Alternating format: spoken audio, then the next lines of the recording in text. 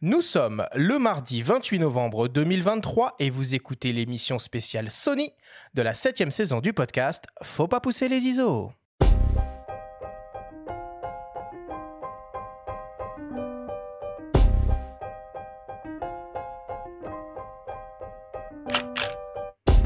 Bienvenue sur Faut pas pousser les ISO, le podcast hebdo pour tous les passionnés de photos et de vidéos. Je suis Arthur Azoulay et j'anime cette émission avec mon ami le journaliste Benjamin Favier. Aujourd'hui, cette émission spéciale et on va parler technologie avec l'arrivée d'un nouveau boîtier orienté action chez Sony qui inaugure pour la première fois une toute nouvelle génération de capteurs qui devrait révolutionner la photo de sport et pas que. Avec nos invités Fabrice Abouaf, Guillaume Cuvillier de Sony France et le photographe sportif Julien Poupard, nous allons tout vous dire sur le Global Shutter et le nouveau Sony Alpha 9 III, un boîtier qui devrait faire sensation pour les prochains Jeux Olympiques de Paris 2024. Eh ben c'est parti Benjamin, deuxième émission spéciale de cette 7e saison du podcast. On reçoit de nouveau et pour notre plus grand plaisir les équipes de Sony qui arrivent en force dans notre studio et avec beaucoup de choses à nous raconter. Ben ça on l'espère en tout cas, parce que on va parler d'une révolution dans le domaine des capteurs qu'on attendait depuis longtemps. Donc on est ravis de vous avoir autour de la table, messieurs, et pour évoquer tout ça en long, en large. Alors je vais faire traditionnellement un petit tour de table pour présenter tout le monde et je vais commencer évidemment avec toi Fabrice, tu es un peu dans ta deuxième maison ici dans notre studio, c'est toujours un plaisir de te recevoir. Comment vas-tu Fabrice aujourd'hui ? Eh bien écoute, ça va très très bien et très content d'être à nouveau ici avec vous. Alors, je le rappelle, tu es actuellement Senior Product Manager Digital Imaging, voilà un titre qui en pèse, chez Sony France. Cela fait plus de 15 ans que tu travailles dans l'industrie de la photographie après une formation dans la prestigieuse École nationale supérieure Louis Lumière. Pour t'accompagner, on retrouve également pour la deuxième fois à ces micros Guillaume Cuvillier. Salut Guillaume. Hello tout le monde. Et pour ta part, tu es le responsable marketing photo pour les professionnels et le département B2B de Sony France depuis plus de 6 ans. Tu as, comme Fabrice, été formé à la vénérable ENS Louis Lumière et a également une très longue expérience dans l'industrie de la photographie avec diverses casquettes, marketing, chef de projet, rédacteur en chef du regretté magazine Le Photographe, journaliste spécialisé et professeur. Voilà un CV tout à fait impressionnant, Guillaume. Merci, bonjour à tous. Et enfin, nous recevons pour la première fois le photographe sportif Julien Poupard, ambassadeur Sony et représenté par la galerie Jean-Denis Walter. Julien, tu es spécialisé dans le domaine du rugby avec plus de 14 ans d'expérience au sein de la rédaction des magazines Attitude Rugby, Attitude Voile, Attitude Sport. Aujourd'hui, tu travailles en freelance et signes des reportages et des portraits à l'occasion de nombreux événements sportifs. Bonjour à toi Julien, merci beaucoup d'être avec nous. Bonjour à tous et merci de m'accueillir. Julien, on sort à peine finalement de la Coupe du Monde de rugby. Tu arrives encore à tenir sur tes deux jambes ou t'es cuit ? Oui, non, ça va. Ça y est, c'est passé. Ça fait quelques jours, quelques semaines. Donc, on a pu reprendre des forces, on va dire. Mais c'est vrai que c'était physiquement et ça a été intensif. Et l'envie n'a pas baissé quand la France est sortie Ah si, complètement. Complètement. Arrêtez de bosser, il y a eu rideau pour moi. Pour être honnête, c'était un gros pas ras-le-bol, mais il fallait couper un peu avec la photo et le rugby, vraiment. Bon, c'est quoi la plus belle photo que tu as fait pendant le mondial ? Est-ce que tu peux nous la décrire un peu ? Voilà, je trouve c'est comme ça, c'est un peu compliqué d'en sortir une. Parce que s'est passé vraiment beaucoup de choses et que moi j'ai suivi l'équipe de France pendant 4 mois entre la préparation, les matchs de préparation et la Coupe du Monde et la fin un peu en dents de scie, on va dire décevante de la France fait que j'ai du mal à retenir une image forte pour moi. Peut-être celle que tu aurais voulu prendre. On sent le traumatisme. Peut-être. Ouais, complètement. C'est un peu ça. Peut-être la photo que tu aurais voulu prendre. C'est une photo de joie collective avec le trophée et le public et dans un stade un peu en folie. Eh bien non. Et non. Après, il y a des belles images, je pense. Il y a des belles images comme des stades pleins, l'équipe de France qui rentre sur le terrain avec le stade de Marseille ou de Lyon qui est tout illuminé. Une des dernières photos qui est tous les joueurs de l'équipe de France un peu au coup de sifflet final, couchés sur le terrain, qui est assez dramatique, mais un peu de mal à apprécier la photo dans ces moments-là, je trouve. Donc j'ai un peu de mal à ressortir une photo. Bon, et puis j'imagine que le prochain grand événement en ligne de mire pour toi, c'est évidemment les Jeux Olympiques Paris 2024 qui se dérouleront cet été, et puis peut-être évidemment aussi avec du nouveau matériel et un nouveau boîtier, si je comprends bien. Julien, jusqu'à présent, tu bosses avec quoi? Aujourd'hui, je bosse avec deux Alpha One. J'ai commencé chez Sony avec des Alpha 9. Ouais. Et aujourd'hui, je travaille avec deux Alpha One. Et en optique, c'est quoi tes optiques de prédilection? C'est le trio, pour moi, mon trio gagnant, c'est le 400-2.8, le 70-200 2.8 et le 24-70. Est-ce que tu vas succomber au charme du nouveau 300 mm de 8? Alors, c'est pas mon optique, c'est pas mon optique que j'utilise. En rugby, j'aime bien être vraiment proche, vraiment être dedans, vraiment être dans l'action. Donc, de base, c'est pas mon optique. Mais en l'essayant, je suis tombé un peu amoureux de cette optique. Et donc, ça fait réfléchir. Mais a priori, c'est pas pour tout de suite, pour moi. On en reparlera. Alors, messieurs, avant d'entrer dans le vif du sujet, il faut savoir que l'année 2023 n'est pas une année comme les autres pour Sony, puisque vous fêtez un anniversaire, les 10 ans de vos premiers hybrides full frame 24-36 mm, les vénérables A7 et A7R, premiers du nom, et que vous vous payez le luxe 10 ans plus tard de bousculer une nouvelle fois le marché de la photo avec un nouvel appareil révolutionnaire, le Sony Alpha 9 III. On vous propose d'écouter Yann Salmon, le gagneur, à la tête du marketing de Sony Europe. Il nous parle des 10 dernières années de Sony et de sa fierté de voir arriver ce nouveau boîtier. Je pense que c'est une grande fierté déjà parce qu'on a lancé un boîtier qui défiait un peu tout ce qui pouvait être imaginable jusqu'à présent. Donc sortir ce boîtier aujourd'hui est une marque, on va dire un jalon, un des jalons qu'on pose depuis maintenant plusieurs années. Ça fait 10 ans qu'on a lancé l'Alpha 7, l'hybride avec le plein format, avec le 7R, qui était notre premier gros jalon. Le deuxième jalon était la sortie de l'Alpha 9, qui était le premier boîtier qui a vraiment surpassé les réflexes numériques en termes de vitesse, en termes d'autofocus, en termes de rafale, et donc qui a été le premier boîtier sport hybride sur le marché. Et donc ce dernier boîtier qu'on vient de sortir aujourd'hui, l'Alpha 9 Mark III, est un nouveau jalon dans l'histoire de la photo. On en a parlé depuis plus de 10 ans du Global Shutter. Donc si ça a mis autant de temps, c'était compliqué à faire. On a réussi à le faire. Maintenant, les points de vue techniques et les détails, très honnêtement, c'est quelque chose de gardé très très précieusement au sein de Sony.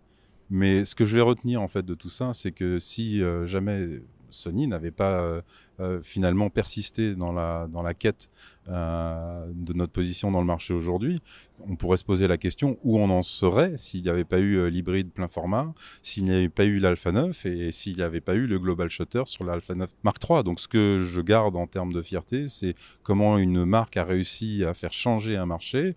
On parle beaucoup du smartphone aujourd'hui et de la même manière, le smartphone a révolutionné la téléphonie mobile et de la même manière, je pense que Sony a réussi à faire révolutionner la photographie et le marché de la photo. Maintenant, on a plusieurs acteurs qui sont dans l'hybride et ça dynamise le marché et on en a plus que besoin dans ce marché-là aujourd'hui.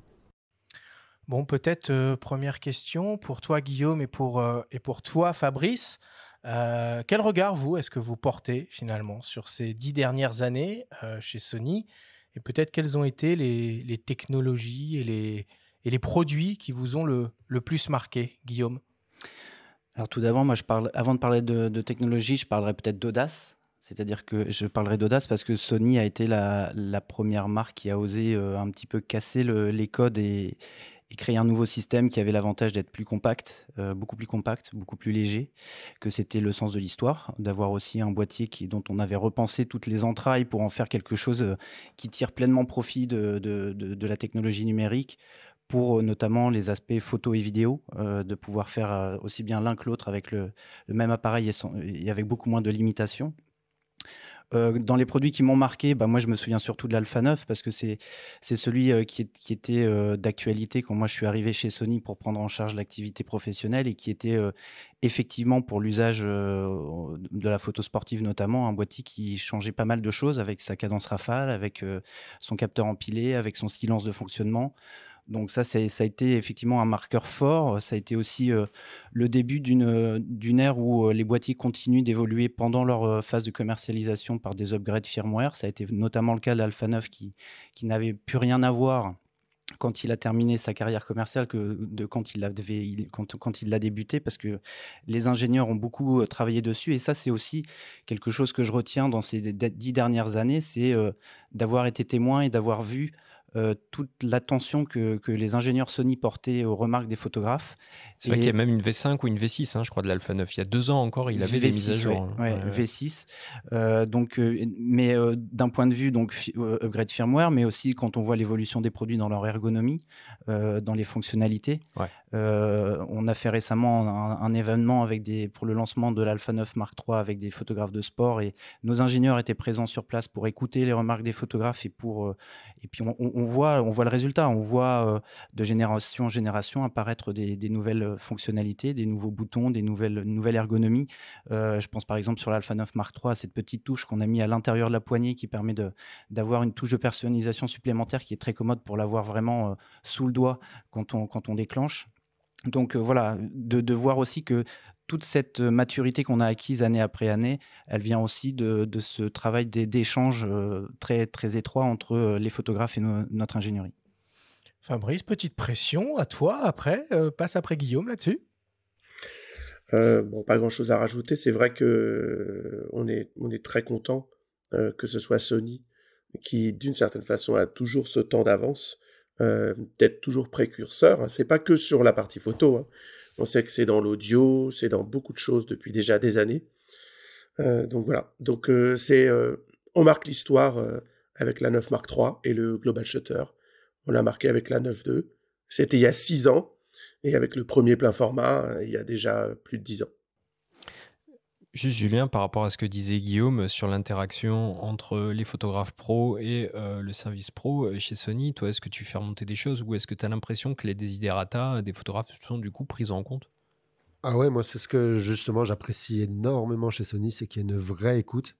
Il y a une vraie écoute des ingénieurs de la marque. C'est vraiment, je trouve, une philosophie ultra intéressante qui fait que ils sont sans arrêt à l'écoute, quoi, de savoir ce que nous on aurait besoin, de ce qu'on n'a pas, de ce qu'on a, mais surtout de ce qu'on n'a pas et qui nous changerait la vie. C'est des tout petits détails, mais qui sont super.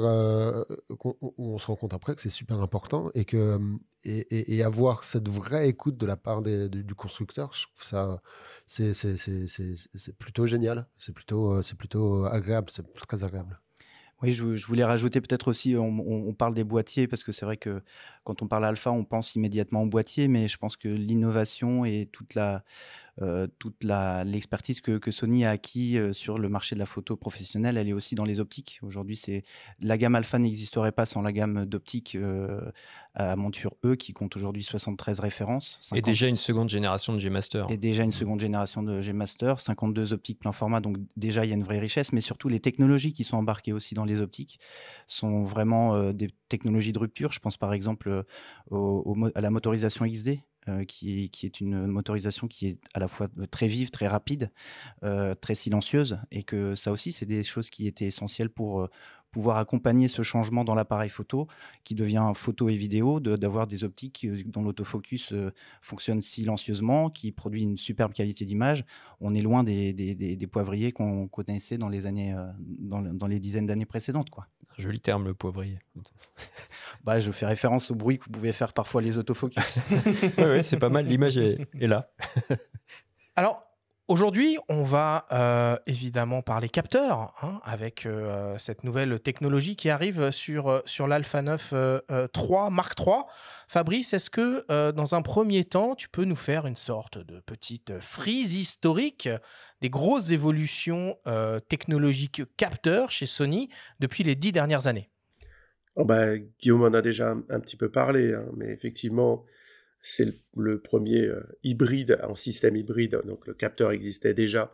C'est l'arrivée du BSI, c'est-à-dire du capteur rétroéclairé, qui arrive assez vite avec l'Alpha 7R Mark II. Je crois que c'est 2014-2015. Ensuite, c'est effectivement l'Alpha 9 avec ce capteur empilé exceptionnel. Il faut juste imaginer que c'était en 2017 qu'on faisait du 20 images par seconde avec quasiment aucune distorsion, donc c'était il y a très longtemps. Et puis, effectivement, les très très haute résolution, avec le 61 millions de pixels sur l'Alpha 7 R4, et puis l'Alpha One, le stack en version haute définition, et puis voilà, il y a très très peu de temps, il y a quelques jours, le Global Shutter. Voilà, c'est assez... ce sont des étapes qui marquent réellement l'histoire de la photo numérique et de la photo de façon générale. Guillaume, si on raisonne de manière un petit peu théorique, et là je te demande de reprendre ta casquette de professeur et de journaliste, c'est quoi les enjeux en termes d'évolution des capteurs? C'est plus de vitesse, plus de pixels, moins de bruit, plus de dynamique, c'est tout ça à la fois? Comment ça se réfléchit tout ça? Alors évidemment, on voudrait tout avoir, et la haute définition, et la haute sensibilité, et la haute vitesse. Chez Sony, on a quand même des boîtiers qui ont des typologies, et leur typologie correspond aussi à la technologie de capteurs qu'ils embarquent. Alors oui, plus de définition, meilleure dynamique, moins de bruit numérique. Ça fait partie des enjeux qui ont été notamment adressés avec une technologie qui n'est pas encore aujourd'hui à l'œuvre sur la gamme photo, mais qu'on a déjà pu voir apparaître sur l'Xperia One Mark V, par exemple, qui est une technologie à double couche, technologie double layer, avec des transistors plus grands et des diodes de plus grande taille, puisqu'en fait, on a fait passer la couche de transistors sous la couche des photodiodes. Donc, on gagne de la place pour la réception de la lumière et donc pour la quantification. Et cette quantification du signal lumineux, elle est évidemment essentielle et pour la dynamique et pour le niveau de bruit. On a aussi augmenté la taille des transistors pour justement pouvoir absorber toute cette quantité d'informations et augmenter la dynamique. Et voilà, et donc on arrive avec des technologies de capteurs qui, je pense, un jour auront aussi leur place dans les gammes photo, au même titre que le capteur Global Shutter, qui jusqu'à présent concernait plutôt des produits à vocation industrielle et des petits capteurs.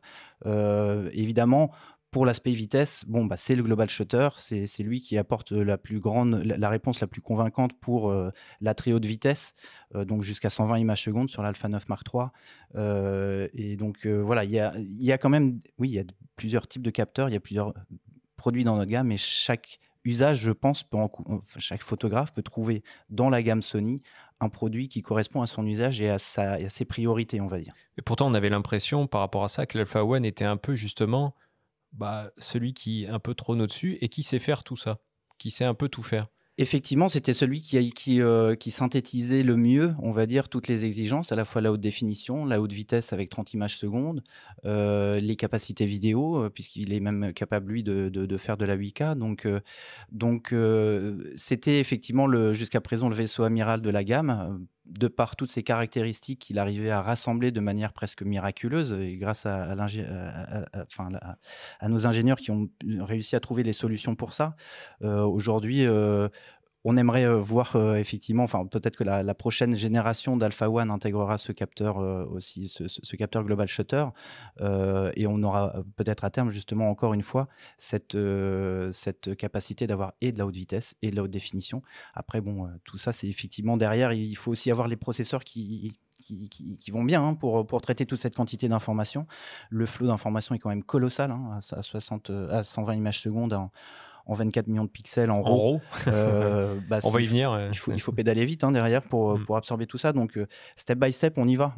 Mais je pense que Sony a bien montré que ses capacités, on les avait d'innovation. Et comme le disait très justement Fabrice, pas uniquement sur la photo. Hein. Mais ce ruissellement est super intéressant. Oui. Du smartphone vers la photo et peut-être après vice-versa. Et puis, on l'a vu par le passé, le capteur empilé de l'A9 a été sur le RX10 Mark IV qui était un bridge. Donc, on peut imaginer très belles choses. Mais on va évoquer tout ça dans le détail. Alors, on va donc s'intéresser en particulier aujourd'hui au nouveau capteur qui équipe le Sony Alpha 9 III et à la technologie du Global Shutter qui est annoncé comme quelque chose de... Alors, j'aime pas beaucoup ce terme-là, mais bon, il est à la mode, de game changer pour l'industrie de la photo et de la vidéo. Alors déjà, cette technologie, c'est pas quelque chose de nouveau en soi. Hein. Ça existe déjà depuis pas mal d'années et est utilisé, comme tu l'as évoqué, Guillaume, pour des applications industrielles, d'imagerie scientifique. C'est pas non plus la première fois qu'on la retrouve dans un appareil photo numérique, puisque Cocorico, le français Pixi, l'exploite en 2020 sur un capteur type APS-C de 12 millions de pixels. Fabrice, la prouesse de l'Alpha 9 III, c'est finalement d'exploiter cette technologie pour la première fois sur un boîtier full frame et finalement avec toutes les technologies actuelles que vous avez mis 10 ans à développer. Alors oui, c'est un peu ça la prouesse, mais pour revenir sur Pixi, parce que c'est vraiment intéressant, d'une part parce que c'est un fabricant français, bien entendu, mais des capteurs Global Shutter, ils ne l'ont pas gardé sur la deuxième version. Non, c'est vrai. Ils sont montés en définition avec le 26 millions, ils sont retombés sur un capteur BSI classique, tel qu'on peut les faire aujourd'hui sur la majorité des boîtiers. Mais typiquement, ils ont utilisé un capteur industriel. Et nous, dans notre gamme de capteurs industriels, je crois qu'on a pas loin d'une 40aine de versions de capteurs entre les dimensions différentes, jusqu'à APS-C aussi. Mais ces capteurs-là ont des intérêts et des applications différentes de la photographie. C'est-à-dire que on aura des sensibilités qui ne se mesurent pas en ISO, on aura sans doute des dynamiques qui ne sont pas pareilles, on aura des rapidités qui sont différentes, donc ce n'est pas le même usage. Et tout le challenge de l'Alpha 9 III, et ce sur quoi travaille Sony depuis déjà des années, c'est de faire en sorte qu'une technologie qui est plutôt industrielle puisse être réellement utilisable en termes de sensibilité, en termes de rendu de couleur, en termes de dynamique sur un appareil photo professionnel. Et là, je crois qu'effectivement, on est arrivé à faire ça avec l'Alpha 9 III. Alors, tu parles justement de votre catalogue de capteurs Global Shutter, qui est, comme tu l'as dit, assez impressionnant. Vous avez d'ailleurs un modèle ultra haute définition qui existe déjà de 127 millions de pixels, un capteur très grand puisqu'il est plus grand que le full frame et qui est utilisé actuellement sur un dos numérique. Alors, c'est pas vraiment pour de la photographie, c'est pour des prises de vue industrielles par drone, et c'est Phase One qui l'exploite dans son dos qui s'appelle, alors accrochez-vous bien, IXM GS 120. Bon, est-ce que l'avenir nous dira qu'on va pouvoir aller sur des définitions de 127 millions de pixels sur du Global Shutter? On verra. Pour le moment, on va s'intéresser au Sony Alpha 9 Mark III. Alors, dans la technologie du Global Shutter, il y a déjà la notion de shutter, qui veut dire évidemment obturation. On parle d'ailleurs en français d'obturateur global. On connaît déjà l'obturation mécanique, avec le système de rideau qui s'ouvre et qui se ferme et qui module le temps de pose. On connaît aussi l'obturation électronique, qui, elle, permet de monter à des temps de pose extrêmement rapides. Donc, pour bien comprendre le mode de fonctionnement du Global Shutter, il faut déjà comprendre le mode de fonctionnement d'un capteur classique et surtout de ses limitations. Est-ce que tu peux nous parler un peu de ça, Guillaume, s'il te plaît ? Oui, alors comme je disais tout à l'heure, un des premiers intérêts de l'obturation électronique pour les photographes, ça a été d'avoir des boîtiers qui pouvaient travailler de manière complètement silencieuse, parce qu'effectivement, on s'affranchissait totalement de tout ce qui était mécanique, le bruit notamment de l'obturateur. Donc sur un capteur classique, en fait, ce qui se passe, c'est que l'image est lue ligne par ligne, de haut en bas du capteur. Les données sont extraites ligne par ligne, ce qui fait qu'entre le temps de lecture de la première ligne et le temps de lecture de la dernière ligne, il y a un petit delta de temps qui produit des effets parfois indésirables en fonction des situations dans lesquelles on se trouve. Si je photographie un sujet en action rapide, je vais avoir une déformation qui va être liée que dans le cadre, il sera pas à la même position au début de la lecture et à la fin de la lecture, donc il va partir en travers. Si je photographie dans des éclairages artificiels avec le scintillement, je vais avoir du banding, donc des effets, des artefacts qui vont apparaître dans l'image sous la forme de franges colorées qui vont zébrer l'image. Évidemment, en plus, plus le capteur est défini, plus il y a de lignes à lire, plus ça prend de temps.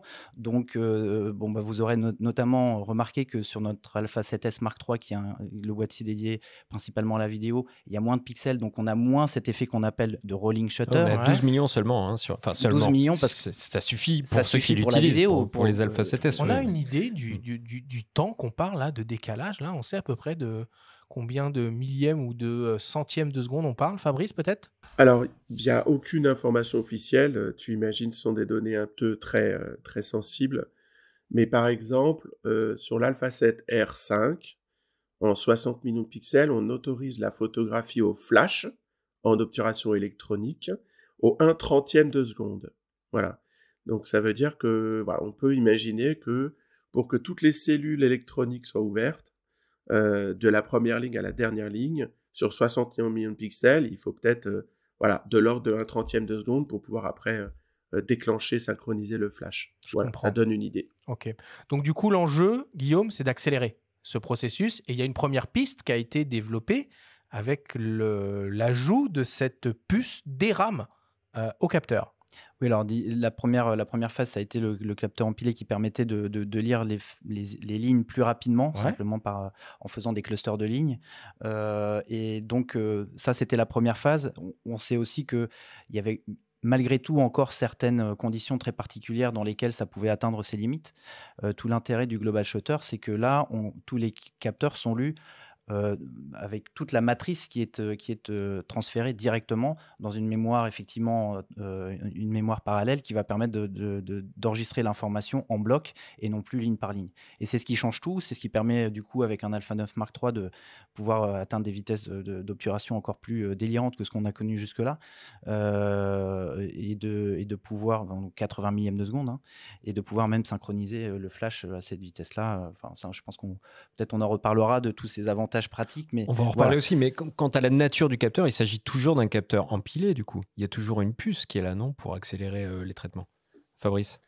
Alors, sur la structure elle-même du capteur, on n'a pas beaucoup d'informations, mais il fait partie de la catégorie des capteurs RS, donc stack, donc empilé. Donc, ça veut dire que le Global Shutter, on va dire, est une évolution du capteur empilé, tel qu'on le connaît aujourd'hui, mais mais vraiment la structure est très différente, puisqu'il n'est pas juste accéléré. La lecture est vraiment sur l'intégralité de tous les pixels en même temps. Donc, mais il fait partie de la gamme Exmor RS. Donc si je résume finalement avec un capteur traditionnel, sur certains sujets, dans certaines conditions particulières, on peut voir apparaître ce fameux phénomène de rolling shutter ou de banding, éventuellement, quand on a un sujet qui est éclairé avec des sources de lumière artificielle un peu exotiques qui scintillent tout simplement. Julien, je me tourne vers toi. Ces deux problématiques, c'est vraiment un sujet pour la photo de soir, parce que toi, globalement, en rugby, tu es toujours dehors, donc le banding, c'est pas un problème. Et j'ai du mal à imaginer voir apparaître des problèmes de rolling shutter sur des jeunes garçons très costauds qui courent très vite après un ballon. Alors oui, non, pour moi, dans le rugby à proprement dit, vraiment, si on est sur le terrain et dans les stades, c'est pas un problème que personnellement j'avais. Après, dans notre métier, notre utilisation va au-delà aussi du terrain. On peut le retrouver aussi déjà dans toutes les salles de sport, donc pour tout ce qui est sport d'intérieur. Et moi, typiquement, dans mon utilisation, je pouvais être freiné lorsque je pouvais me retrouver dans des salles de musculation, lors des réunions, des meetings quand je suis les équipes, où là je vais avoir cet effet de banding, c'est ça? Mais ça, c'est qu'en obturation électronique du coup. Oui, mais alors c'est en obturation électronique, mais moi, l'avantage aussi quand même de l'hybride, c'est justement qu'il soit silencieux. Oui. Et notamment dans ces séances-là, dans ces réunions qui peuvent être des remises de maillot, des réunions d'avant-match, où là, il faut être le plus discret possible et où là, l'obturateur mécanique n'est pas possible. Et c'est vrai que on pouvait atteindre là les limites de l'hybride, c'est-à-dire c'était parfait, mais il restait encore ces problèmes-là. Je pense à la Coupe du Monde où typiquement il y avait, alors c'est très peu, mais des séances de récupération de cryothérapie qui étaient éclairées à la LED, et en fait il était impossible de prendre des photos sans avoir ces grosses bandes même avec l'Alpha One, donc qui constitue jusque-là mais c'était vraiment particulier, hein, mais voilà, où on pouvait être encore dans la limite, et c'est pour ça que le Global Shutter semble il n'y a plus de limite, voilà, il y a plus de limite que. Je voulais poser une question à Julien, parce que je sais que tu photographies notamment à l'Arena à Paris, où il y a beaucoup d'écrans. Oui. C'était aussi ça l'enjeu des fois de pouvoir faire passer l'image des écrans dans l'image que tu enregistrais toi. Ouais, tout à fait. Pareil, c'est pas l'utilisation à 100%, mais avoir cette possibilité-là et se dire, voilà, maintenant c'est possible et ça ne pose plus de problème. Ça change grandement la philosophie, de se dire, voilà, ces situations-là me poseront plus de problèmes et je pourrai les faire. Parce que là, du coup, on parle d'obturation. Mais comment ça se passe, Fabrice, au niveau de l'Alpha 9 Mark III? Est-ce que ça veut dire qu'il n'y a plus que de l'obturation électronique? Alors oui, c'est aujourd'hui, c'est maintenant qu'on peut dire qu'il n'y a plus, bien sûr, d'obturation mécanique, mais il n'y en a plus besoin.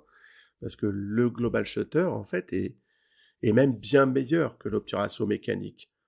Pour rappel, l'obturation mécanique, quand on shoot au 2 millième, au 3 millième, au 4 millième de seconde, à aucun moment le capteur est exposé dans sa totalité, hein. Le rideau fait ce qu'on appelle une fenêtre de balayage du capteur. Donc en fait, le balayage, on l'a aussi, d'une certaine façon, en obturateur mécanique. Là, c'est la première fois que l'obturateur est vraiment global. Donc non, il n'y a plus d'obturateur mécanique, et non, il n'y en aura plus jamais besoin. Ouais, non, je rajouterais à ce que dit Fabrice, c'est pour assurer aussi certains photographes qui souhaitent toujours avoir de quoi protéger leur oui, il y a quand même pas mal ce capteur. Rideau, non? Enfin, voilà, tu te dis, il n'y a pas de poussière qui va sur le capteur. Sur l'Alpha 9 Mark III, il y a un bouclier en fait qui descend si on le souhaite, pour fermer pour cacher le capteur lorsqu'on en retire l'optique.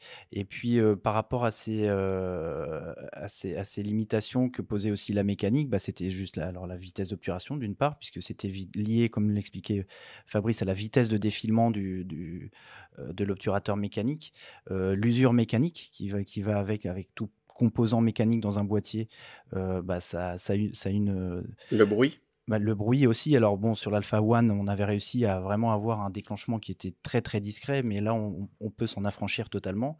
Et puis la synchro flash qui effectivement maintenant est permise à toutes les vitesses, tout en gardant la pleine puissance du flash, plus en comme c'était le cas justement avec un rideau à défilement, où on était obligé de diviser la puissance du flash en plusieurs micro-éclairs, mais du coup, chaque micro-éclair avait beaucoup moins de puissance que l'éclair s'il avait été fait en une seule fois. Voilà, donc on s'affranchit de pas mal de limites aussi grâce à cette technologie. Alors, je suis d'accord avec toi, Guillaume, mais il y a une partie de ces limites, en fait, qui était déjà résolu en quelque sorte avec simplement un système d'obturation électronique comme on le retrouve sur la majorité de vos modèles hybrides actuels. Un 30 millième de seconde ou 120 images par seconde, ça c'est des choses qu'il est possible d'obtenir avec un système d'obturation électronique. Du coup, finalement, cette technologie de Global Shutter, elle s'attaque principalement à ce phénomène de rolling shutter et de banding, où finalement elle ouvre la porte à autre chose. Alors, moi, je pense que déjà, c'est ça la question, c'est que ça ouvre effectivement pas mal de perspectives et surtout ça enlève énormément de freins. Mais pour avoir accompagné des photographes professionnels sur l'événement de lancement d'Alpha 9 Mark III et pour en avoir discuté notamment avec Julien et peut-être que tu pourras nous en dire un mot, mais c'est même aujourd'hui la question, c'est de se projeter sur l'utilisation de tous ces bénéfices qui apparaissent soudainement, le 120 images secondes, la synchro à toutes les vitesses au flash, enfin voilà, toutes ces barrières qui sautent. Donc effectivement, c'était déjà possible avec notamment des capteurs empilés comme ceux de l'Alpha 9 Mark II et de l'Alpha One. Mais comme le disait tout à l'heure Fabrice, avec certaines limitations sur la synchro flash en silencieux, on était limité au 30e de seconde sur l'Alpha One. Là, on peut le faire à toutes les vitesses. Donc maintenant, il reste à imaginer qu'est-ce qui va pouvoir découler de ces possibilités nouvelles qui sont offertes par la technologie. Comment ça va pouvoir être mis aussi au service de la créativité. Mais là, je laisse plutôt l'artiste répondre. L'auteur.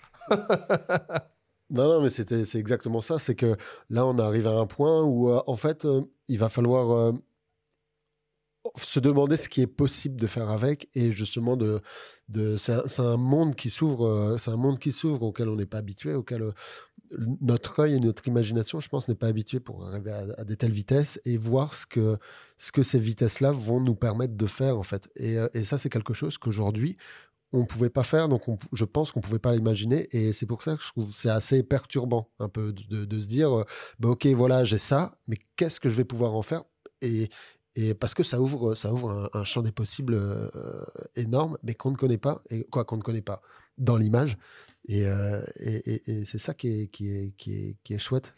Oui, je veux juste quand même préciser que, comme dit Julien, et comme dit Guillaume aussi, le global shutter, c'est pas juste un capteur empilé un petit peu mieux. Hein.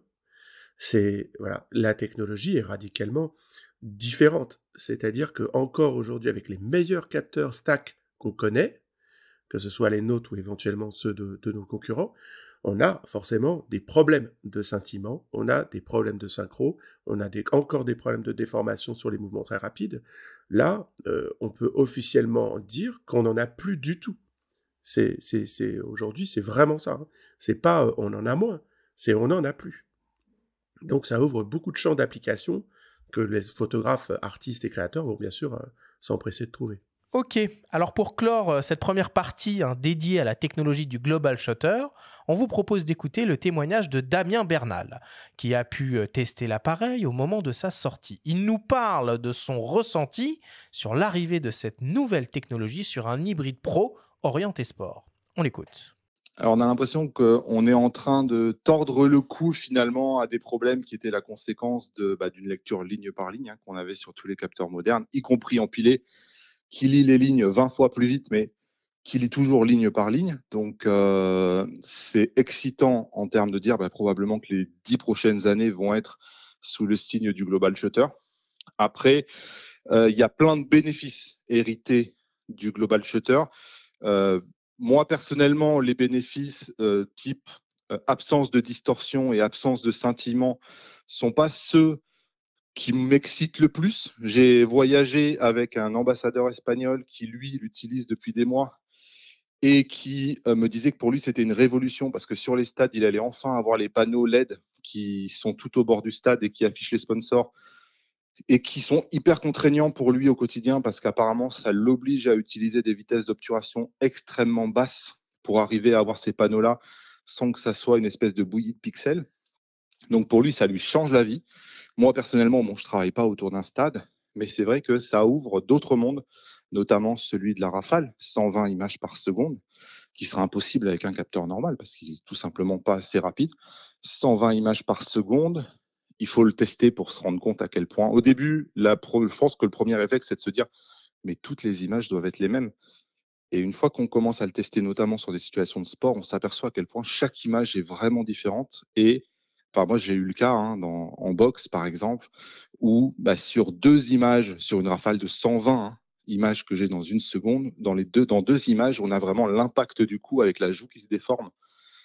Et c'est vrai qu'on se dit, ces 2 photos-là, avant, même avec un Sony A1, j'avais une chance sur 4 de les avoir. Donc, ça change quand même la donne d'avoir ces 120 images par seconde.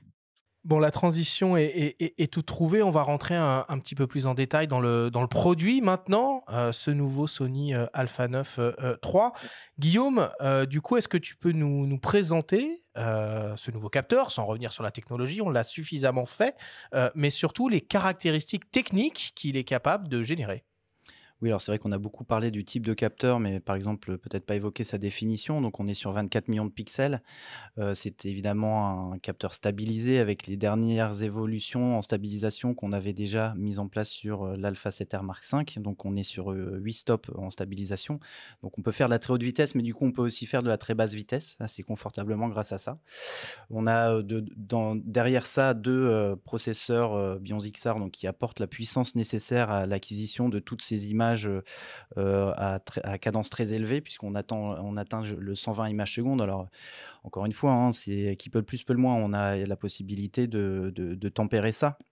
Je rajouterai à propos de ça qu'au niveau de l'ergonomie, on a rajouté un bouton qui permet de moduler la rafale, c'est-à-dire d'être par exemple en 10 images secondes et ponctuellement en appuyant sur la touche personnalisée. Un petit booster. Ouais, la petite touche Turbo. personnalisée qu'on a rajoutée au creux de la poignée, et on peut passer instantanément à C5, on peut passer à 20, 30, 60, 120 images secondes si on le souhaite, pour juste sur une phase de mouvement être beaucoup plus dans la décomposition du mouvement. Au moment de marquer un essai, c'est pas mal ça. Exactement. Ouais, exactement. C'est vraiment, je trouve que justement, c'est là où c'est important, c'est que avoir une rafale à 120 images secondes, c'est génial, mais on peut pas bosser, travailler comme ça tout le temps. Et avoir ce bouton pressoir en plus qu'on peut utiliser à bon escient, au bon moment, c'est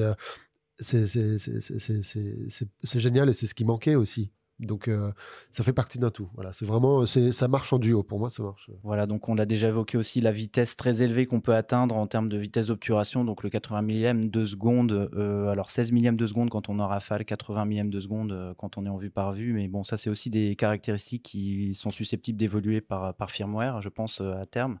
On est en 120 images secondes avec le suivi AF, parce que c'est ça aussi, tout l'enjeu. Et de l'exposition. Et de l'exposition. C'est-à-dire que faut le rappeler. Quand on est en image de sport, évidemment que c'est bien d'avoir cette cadence rafale, mais il faut encore une fois, et c'est ce qu'on disait tout à l'heure, ce capteur permet vraiment de casser les limites.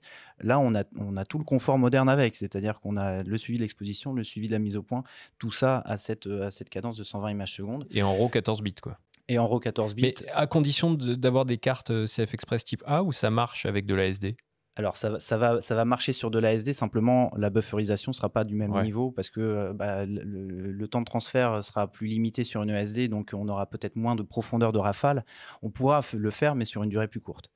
Et le tout sans rolling shutter, sans banding, avec c'est exactement ce que tu disais tout à l'heure, Julien. Ça retire tous les freins psychologiques qu'il pouvait y avoir dès qu'on passait en obturation électronique, de se dire ouais, mais là je vais me créer des ennuis. En fait, là, plus du tout. Julien, juste 2 secondes là, dans ton métier, dans ton usage, 24 millions de pixels en 2023, c'est pas un peu juste en fait en termes de définition image? Non, pour moi, franchement, c'est la taille parfaite pour en tout cas un professionnel. Je pense que déjà on peut faire énormément de choses avec un fichier comme ça, avec une résolution comme ça. Et moi, en tout cas, dans mon utilisation, et je pense que c'est la taille parfaite, c'est pas trop lourd, c'est largement suffisant. On peut regrouper dedans, on peut l'envoyer rapidement. Le workflow derrière à traiter, quand même, c'est beaucoup plus simple. C'est pas, voilà, parce que quand on a un workflow avec des milliers de photos à traiter, mine de rien, derrière, c'est du temps.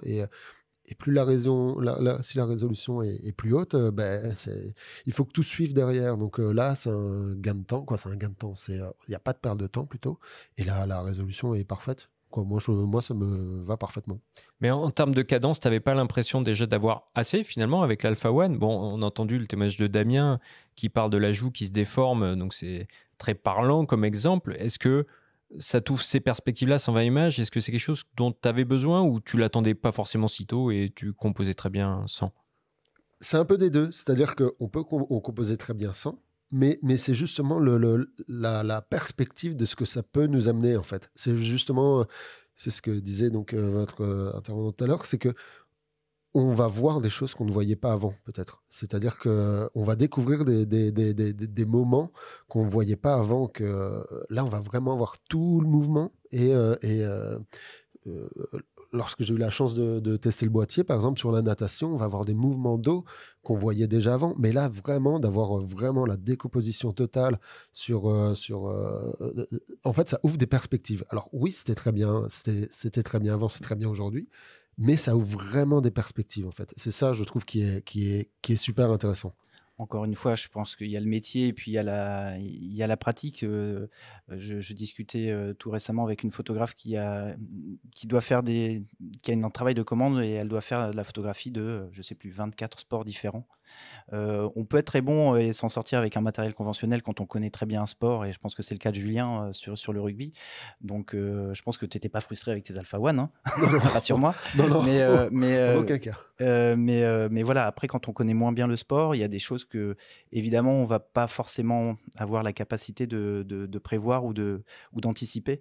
Et dans ces cas-là, le fait d'avoir cette possibilité de décomposer le mouvement, aussi, on n'en a pas parlé, mais le pré-release, hein, de pouvoir revenir en arrière. Le pré-déclenchement, pré-capture. Voilà, pré-capture, voilà. On peut lui donner plein de noms. Mais appelons-le pré-déclenchement. Pré-déclenchement, soyons français. Peut-être mieux. Donc de pouvoir revenir sur jusqu'à 1 seconde avant le déclenchement, tout ça, ça facilite beaucoup aussi le travail quand on n'est pas forcément expert de ce qu'on photographie. Bon, mais en tout cas, je veux dire, ces cadences d'acquisition, tu l'as un peu évoqué du bout des lèvres, Julien, tout à l'heure, ça fait quand même des flux de données et d'images qu'il va falloir gérer après, qu'il va falloir éditer, il va falloir choisir, il va falloir envoyer. Fabrice, j'ai cru comprendre que vous aviez mis en place sur 7A9 III un espèce de système de vidéo qui permet de choper relativement simplement la bonne image, l'instant décisif ultime sur une cadence prise à 120 images par seconde. Tu peux nous expliquer un peu vite fait comment ça marche ? Donc effectivement, il y a un mode de relecture qui est très très avancé, qui permet de gérer le flow énorme de quantité d'images à 120 images par seconde. Et ce mode de relecture, en fait, simule une vidéo qui vous permet de vous arrêter directement sur le groupe d'images sélectionné et souhaité, et de le taguer, et après éventuellement de l'extraire ou de se débarrasser de l'intégralité des autres images pour ne garder que vraiment le groupe d'images de l'instant le plus important. C'est vrai qu'il y a sélectionner et il y a se débarrasser qui est important aussi. Faut parce vider que les cartes, hein. À la fin, quand tu vides les cartes, je pense que tu es content d'avoir fait le tri. Alors, on va parler un peu du temps de pause. Donc, ce boîtier, il monte au 1/80 millième de seconde. Julien, je me tourne vers toi. Quelles photos on fait au 1/80 millième de seconde qu'on ne peut pas faire au 1/32 millième de seconde ? On va voir.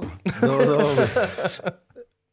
Pareil, alors, quand j'ai eu la chance d'essayer le boîtier, après c'était peut-être plus sur la rafale, mais on va justement sur tous les sports, peut-être natation, peut-être tout ce qui est tir, peut-être tir à l'arc, biathlon,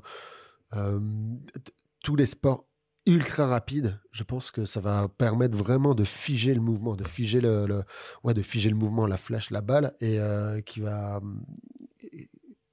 Ouais, je pense que ça va permettre de figer tout ça et de voir des images qu'on n'a pas forcément l'habitude de voir. En termes de précision, sans doute. Oui. Ouais, en termes de précision. Ouais. Mais attention, à 1/80 millième de seconde, les gars, va falloir sortir des téléobjectifs qui ouvrent à f/0.95 et pousser les ISO au maximum parce que faut de la lumière quand même pour que ça soit bien exposé avec des temps de pause comme ça. Oui. oui, non, mais c'est sûr qu'après, je pense que il sera utilisable dans certaines conditions, mais un peu comme la photo en général, on ne peut pas tout faire dans toutes les conditions. Et je pense qu'en effet, c'est toujours pareil, c'est un peu ce que je disais tout à l'heure, je pense. C'est on saura que dans certaines conditions, on a la possibilité de faire ça et de voir ce que ça nous fait. En tout cas, moi, je le ressens comme ça. Je le ressens comme ça. Et effectivement, je pense que, comme on le disait tout à l'heure, les applications créatives, on ne les a pas forcément tout de suite en tête. Et fort heureusement, et c'est tout le talent des artistes de s'en emparer pour en faire quelque chose. Puis, encore une fois aussi, c'est pas parce qu'on en a sous le pied qu'on est obligé d'être pied au plancher. Hein. C'est joli, ça. Oui, oui. Voilà, on a une technologie qui permet beaucoup de choses. C'est simplement l'idée qui en ressort, je pense, principalement, c'est que aujourd'hui, on a fait sauter quand même énormément de limites et qu'on est dans un boîtier qui a quand même une ouverture en termes de possibilités qui est assez folle. Vous avez fait sauter pas mal de limites et puis paradoxalement, du côté de la plage de sensibilité, on est sur quelque chose de plus restreint. avec une plage qui commence à 250 ISO notamment. Est-ce que tu peux... tu as une explication peut-être, Fabrice, à me donner pourquoi ça démarre là et pourquoi pas à 100 ISO comme on en a l'habitude sur la plupart des boîtiers? Alors l'explication technique, elle est pas simple et elle reste finalement très secrète, mais c'est clair que le comportement d'un global shutter est forcément sensiblement un peu différent parce que la technologie est différente. Donc le choix du 250, il est clé justement pour pouvoir bien utiliser le global shutter dans des bonnes conditions et puis bien utiliser aussi des vitesses d'obturation rapides.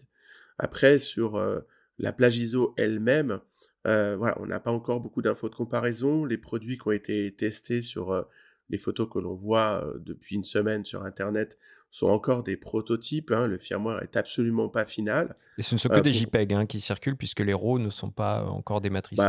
les RAW, voilà, sont pas encore pris en charge ni par notre logiciel, ni pour l'instant par les logiciels tiers compatibles. Donc c'est un peu tôt pour pouvoir réellement juger. Aujourd'hui, voilà, on imagine que la sensibilité doit être largement suffisante pour pouvoir produire toutes les images à toutes les vitesses dans le maximum de conditions, même s'il reste une règle de base, hein, c'est que pour une vitesse rapide, il va falloir un peu de lumière, etc. On ne change pas les règles de base de la photographie, on ouvre juste beaucoup plus de possibilités. Et est-ce qu'on a un peu suffisamment de, même si c'est très relatif, hein, de recul, puisque le boîtier est sorti il y a à peine quelques jours, quelques semaines, sur finalement l'impact de cette nouvelle technologie de Global Shutter, peut-être déjà sur la dynamique du capteur et aussi sur son autonomie du boîtier, hein, évidemment, j'entends. Alors sur la partie dynamique de capteur, hein, c'est un peu en lien avec la sensibilité ISO. On n'a pas d'infos officielles. La seule chose qui est mentionnée, c'est qu'effectivement, la dynamique est largement suffisante et de qualité professionnelle. Donc c'est des choses qu'on pourra voir à l'usage, notamment au traitement des RAW, hein, parce qu'on sait bien que la dynamique ne pourra pas se voir sur un JPEG immédiatement.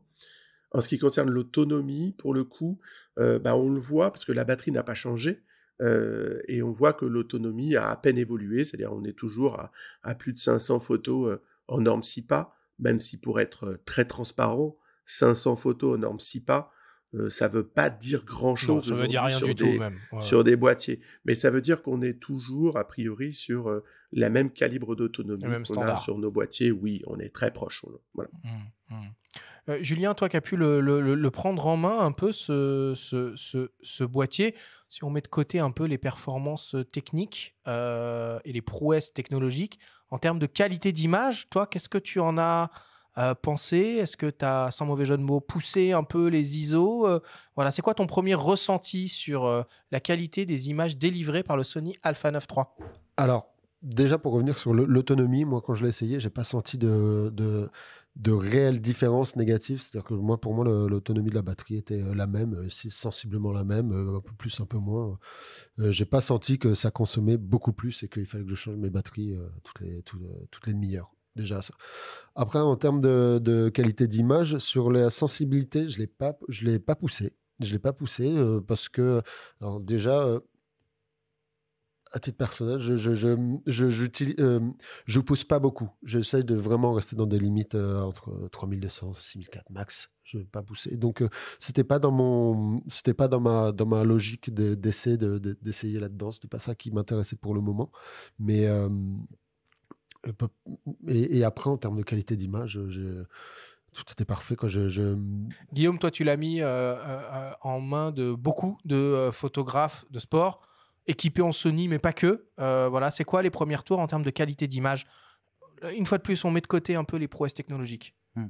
Alors, effectivement, par rapport aux caractéristiques du boîtier qu'on a évoqué tout à l'heure, et je comprends tout à fait Julien qui travaille dans des stades qui sont normalement relativement bien éclairés parce que voilà, sinon on voit pas le spectacle. Mais il y a d'autres conditions de spectacle. Il y avait une photographe une photographe de scène qui était également présente pour ces tests, pour qui c'était effectivement un critère important, qui, d'après les retours qu'elle m'a donnés, elle travaille en Alpha One habituellement et donc elle était tout à fait satisfaite en tout cas de pouvoir dire voilà, oui, j'ai effectivement quelque chose qui est tout à fait raccord avec ce que je connais de l'Alpha One. Parce qu'on aurait tendance à penser comme ça, peut-être rapidement qu'un Alpha 7R5 pourrait plus être orienté vers le paysage, tandis qu'un Alpha 9 Mark III serait clairement assumé comme un boîtier de sport et du coup, quitte à aller flirter vers les plus hauts ISO avec les longues focales, etc. Vu Oui, bien ses sûr. caractéristiques. Vu ses caractéristiques, mais c'est aussi ça va au-delà de ça. C'est que même par rapport à son équipement, c'est qu'il a il a une prise Ethernet que n'ont pas naturellement les autres boîtiers et qui en fait un boîtier de prédilection pour la presse, effectivement. Donc, Une prise flash. et une prise flash, absolument. Mais ça, le R5 là aussi, du coup. Ouais. Mais voilà, donc c'est aussi par rapport à des usages. C'est vrai qu'on a une vraie richesse de propositions en termes de boîtiers dans la gamme Sony et que, encore une fois, c'est ce que je disais tout à l'heure en introduction, c'est que chacun, en fonction de sa pratique photographique et de ses priorités, va trouver le boîtier qui est à la fois suffisamment généraliste pour couvrir beaucoup d'usages, mais aussi qui a une forme de spécialisation de par ses caractéristiques qui le pousse plus loin dans certains types de photographies. Bon, allez, on continue, on laisse un peu de côté le capteur et puis on va s'intéresser aux autres caractéristiques, évidemment, du nouveau Sony Alpha 9 III. C'est le successeur de l'Alpha 9 II, sorti, je le rappelle, en 2020. Donc, il y a quand même presque 4 ans. On va parler un peu d'autofocus. Fabrice, vous avez fait all-in là, sur le A9 III avec l'autofocus ? All-in, oui, enfin, on continue à performer comme on sait déjà le faire. Donc, il a vraiment toutes nos dernières innovations autofocus. On va reformuler. Est-ce qu'il est aussi bon que l'Alpha 7R5 ? Il sera meilleur que l'Alpha 7R5, bien Évidemment. meilleur. C'est obligatoire. Il sera bien meilleur parce qu'il en reprend la puce IA. Donc, pour la détection, le suivi des sujets, la reconnaissance humains, animaux et j'en passe. Donc il est au top, et puis derrière, on a une zone un peu plus large encore en termes de détection de phase, et puis il y a un global shutter, donc il y a un capteur qui est beaucoup plus rapide, il n'y aura aucune rupture de la visée, donc voilà, le suivi est extraordinaire. Julien, on a beaucoup parlé de l'autofocus Sony à ses micros au cours d'émissions spéciales, mais pas que. Toi, tu es un photographe de terrain, tu es l'utilisateur final de tout ça. Ton avis, finalement, toi, sur toutes ces technologies qu'a développé Sony, de détection, de reconnaissance, de suivi du sujet, est-ce que c'est vraiment à la hauteur des ambitions qu'ils mettent de ce boîtier pour un usage professionnel de photos de sport ? Complètement. Moi, l'autofocus Sony, ça pour moi a été révolutionnaire. Le mot est peut-être fort, mais pour moi, ça a vraiment été ça, parce qu'il avait un suivi quoi. Il a un suivi parfait. Il a un suivi parfait. Et pour moi, c'est la base en fait dans la photo de sport. C'est que l'autofocus suive. C'est le plus important. Et pour le coup, les appareils Sony, que ce soit la 9 ou la 1, en tout cas pour moi, remplit complètement ce rôle. Et c'est le plus important pour moi. Après, dans les zones, alors moi, je suis vraiment dans les zones. Je suis vraiment sur de l'autofocus avec un tout petit collimateur, pas à chercher, parce que le rugby fait qu'il y a beaucoup de personnes, il y a beaucoup tout le temps, et donc pour pas qu'ils se perdent, je préfère vraiment avoir le sélecteur le plus petit possible pour lui dire, voilà, c'est pour garder la main, en gros. Et tu te sers de la détection des yeux ou pas du tout ? Parce qu'on loue souvent à quel point elle est précise chez Sony. Je m'en sers de temps en temps, pas à 100% du temps pour justement ces raisons, parce que sur un terrain de rugby, il y a énormément de monde, donc énormément de joueurs, donc je veux pas prendre le risque en fait que l'IA, que l'autofocus se plante, mais pour tout ce qui est portrait, dès que ça va être des phases où hors match, quoi. Hors match. Où là, oui, là, je le fais sur l'œil et c'est beaucoup plus simple. Et il le détecte tout de suite. Donc, c'est une chose en moins on fait confiance au boîtier et ça, c'est extraordinaire. Ouais, je pense que aussi, tu le disais, toi, tu préfères travailler sur des points autofocus très précis. Il faut signaler aussi que sur cet A9 III, on a rajouté deux formats de mode AF, de taille de capteur AF supplémentaire, une XS et une XL. Donc la XS, c'est vraiment l'autofocus à la pipette. Donc Au c'est pixel près quasiment. ah, Ouais. ouais, enfin c'est pour tous ceux qui font, je sais pas moi, photographier aller faire la mise au point sur le pistil d'une fleur quand on est en Ouais. macro par exemple, on a besoin d'être super précis aussi. Et puis on a rajouté aussi un truc qui est quand même super important dont il faut parler, c'est la possibilité de définir soi-même la forme de la zone autofocus. C'est-à-dire qu'il y a un mode qui permet de conformer la zone autofocus comme je le souhaite. Donc la mettre tout en largeur, par exemple. Si je photographie un 100 mètres, je ne sais pas sur quelle est la ligne, sur quelle ligne se trouve le coureur qui va gagner, ben, je vais vouloir avoir une détection autofocus sur toute la largeur du cadre. Et puis, il va prendre celui qui est le plus proche, si je lui mets ça comme priorité. Donc, je peux moi-même définir la forme de ma zone autofocus et je peux en enregistrer plusieurs comme ça, personnalisées. On n'a jamais vu sur un boîtier Sony cette fonctionnalité de pouvoir définir la forme de la zone autofocus. Et les utilisateurs de l'A1 pourront le voir, ça, du coup, via une mise à jour de firmware, peut-être? Alors, moi, je sais qu'au moment du lancement de la 9 Mark III, on a annoncé la mise à jour de l'Alpha 1 au printemps prochain. Certaines caractéristiques de cette mise à jour ont été dévoilées. Je ne sais pas si elles l'étaient toutes, si on aura des bonnes surprises. Celle-là pourrait faire partir des bonnes surprises, mais je n'en ai aucune assurance. Alors effectivement, voilà, on nous promet une très belle mise à jour pour le printemps. Maintenant, le contenu exact est encore complètement inconnu. Donc voilà, on attend encore un petit peu pour avoir la bonne surprise. On parle juste d'autofocus là avec Julien et Guillaume et je veux juste ajouter que cet autofocus, il est bien entendu disponible au moment de la rafale à 120 images par seconde, au moment du pré-capture anticipé à 120 images par seconde aussi. C'est très important, c'est-à-dire qu'il n'y a aucune restriction dans l'usage du boîtier sur la présence du suivi autofocus. En vidéo également, tu veux dire?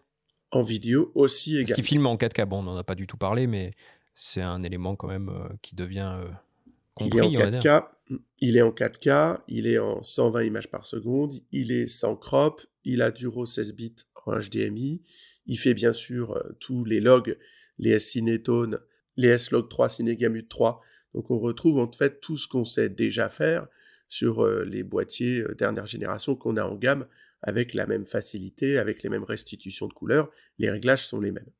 Le Global Shutter, il apporte quelque chose de nouveau en vidéo ou c'est quand même plus en photo que ça a du sens et de l'intérêt? Il apporte autant en vidéo qu'en photo, hein, puisque ça sera le premier boîtier sans aucun rolling shutter dans cette catégorie-là, en vidéo, de la même façon qu'il l'est en photo. Évidemment. En vidéo aussi, vous avez implémenté dans ce nouveau boîtier le mode de stabilisation active, qui est un mix entre une stabilisation numérique et la stabilisation mécanique du capteur. Ça propose sur le papier en tout cas des performances assez impressionnantes. Fabrice, tu peux nous parler un peu de ce mode de stabilisation en vidéo ? Oui, c'est pas la première fois qu'on a ce mode de stabilisation en vidéo, hein. On l'a déjà sur d'autres boîtiers. Donc on a la stabilisation mécanique du capteur qui, elle, est encore améliorée.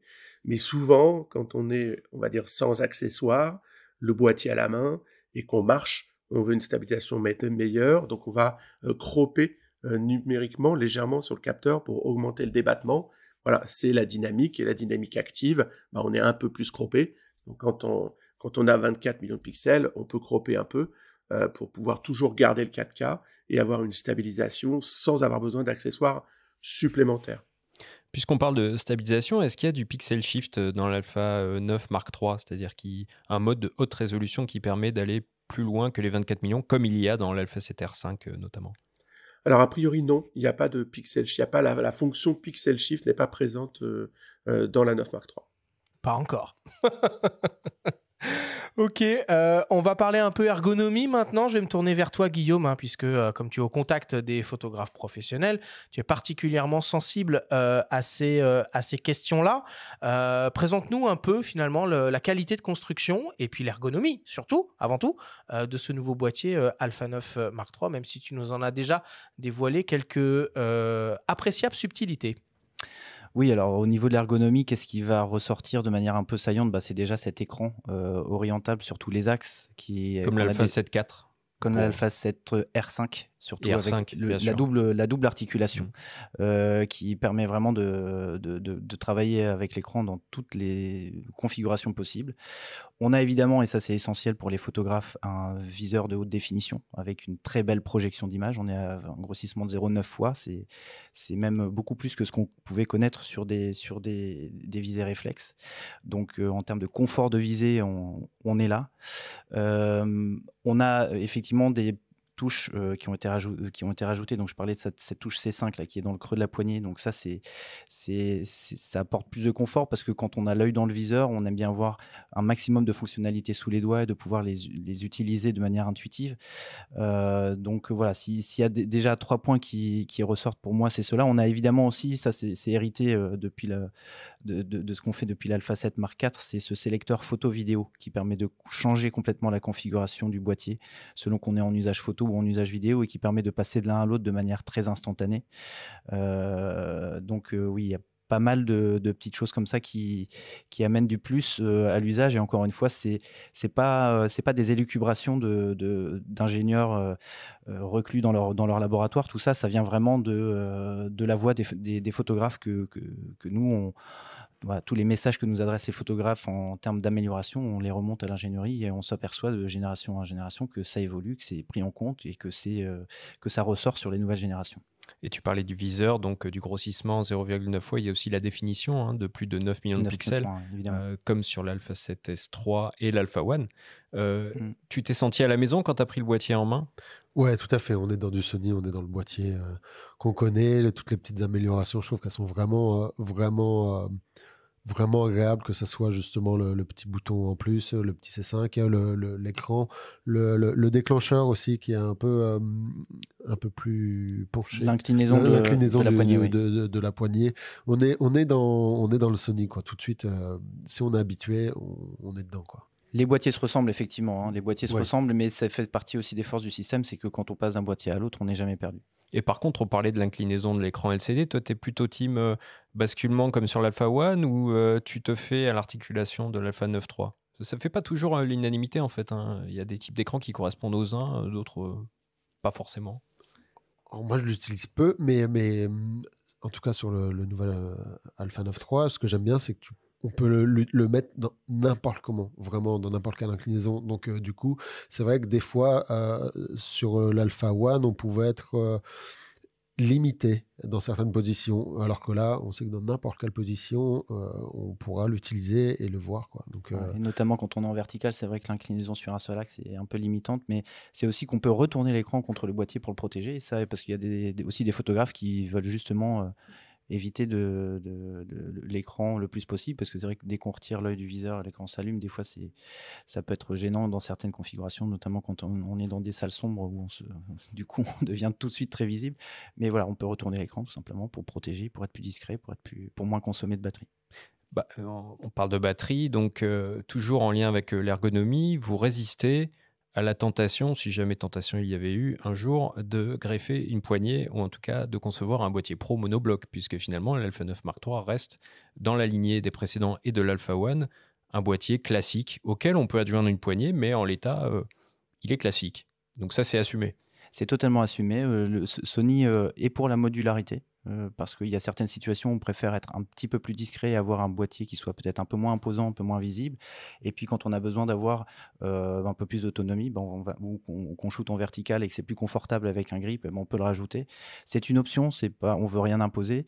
C'est de la modularité et c'est aussi de la liberté, voilà, de choisir, de conformer l'outil exactement à l'usage qu'on en fait. C'est vrai que moi je suis complètement d'accord avec Guillaume. Je sais que j'étais habitué avant au monobloc des concurrents. Le jour où je suis passé en Sony, je pouvais avoir une petite réticence justement du fait d'avoir la poignée et tout. Aujourd'hui, j'en suis fou, quoi. Pour rien au monde, je rechangerais, j'irais en arrière, parce que avoir la possibilité justement d'avoir aussi un boîtier plus léger, plus discret, plus petit, qu'on peut ranger, c'est super. Voilà, on peut avoir un vrai monobloc comme avoir un boîtier ultra léger. Ouais, d'ailleurs, je me permets juste une petite parenthèse. Pendant la Coupe du monde, tu as aussi testé l'Alpha 7C2 parce que justement pour les photos dans l'intimité de l'équipe, c'est plus facile des fois aussi, plus discret et puis d'avoir aussi un boîtier qu'on n'hésite pas à emporter avec soi, d'avoir un boîtier petit, léger et agile. Ouais, tout à fait. Ouais. Encore plus petit du coup que un Alpha One sans la poignée. Plus facile de l'avoir dans la poche, de l'avoir vraiment à proximité pour tout ce qui est en intime ou même aux abords des stades. On est tout de suite beaucoup plus discret et ça c'est très agréable. C'est très agréable. Alors quand on parle boîtier de sport et en particulier boîtier de sport professionnel, il y a un sujet qui est fondamental, que tu connais très bien Guillaume, c'est la notion de transfert d'image en temps réel.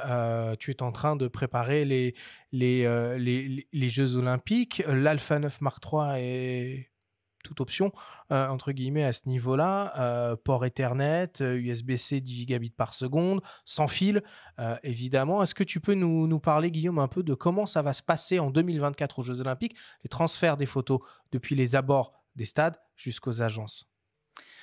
Alors, il y a des nouvelles contraintes qui sont aussi liées aux infrastructures qui sont utilisées pour ça. Donc aujourd'hui, pour pouvoir transmettre des images sur un événement sportif, il faut que le boîtier soit enregistré dans le système ou en tout cas qu'il ait un bout sur le réseau, voilà, soit sur le reconnu sur le réseau. Exactement. On est encore en filaire donc. Non, en fait, dès qu'on veut câbler, dès qu'on veut mettre un boîtier en Ethernet en diffusion et passer par le réseau, du stade, par les serveurs du stade, on est obligé d'enregistrer le boîtier au préalable ou alors d'avoir un système qui permet au serveur de reconnaître qu'il s'agit d'un boîtier photo et qu'il autorise l'ouverture du port. Voilà, donc ça fait partie des contraintes auxquelles il faut être attentif. Après, oui, dans le boîtier lui-même, il y a tout ce qu'il faut, il y a du 2x2 MIMO, il y a du Ethernet, et puis il y a aussi aujourd'hui tout l'outillage qui va à côté de ça, par exemple avec la Creators App, qui est une application qu'on peut avoir sur le téléphone qui permet de piloter le téléphone à distance, qui vous offre, si vous êtes possesseur d'un boîtier Sony, 20 gigas d'espace de stockage en ligne pour uploader vos photos, soit toutes automatiquement, soit celles que vous choisissez. Vous pouvez le transférer par FTP. Vous pouvez c'est vraiment hyper développé en termes de possibilités. L'idée étant effectivement de faire en sorte que les images ne restent pas dans le boîtier, qu'elles en sortent le plus facilement et le plus rapidement possible, parce qu'évidemment, par rapport à l'usage de ce type de boîtier, on sait aussi que la bonne photo, c'est pas forcément non plus la meilleure, c'est celle qui arrive en premier. Donc évidemment, il faut que les boîtiers soient adaptés à cet usage. Bon. Alors, pour terminer, on vous propose d'écouter maintenant le témoignage de la photographe Alexandra Smigel, ambassadrice Sony Europe, qui a fait partie des rares photographes au monde à pouvoir tester en profondeur ce nouveau A9 III en bêta-test. Elle nous parle de son ressenti sur ce nouvel appareil. On l'écoute. Sony Alpha 9 III, for me personally, it's a game changer for the sports photography.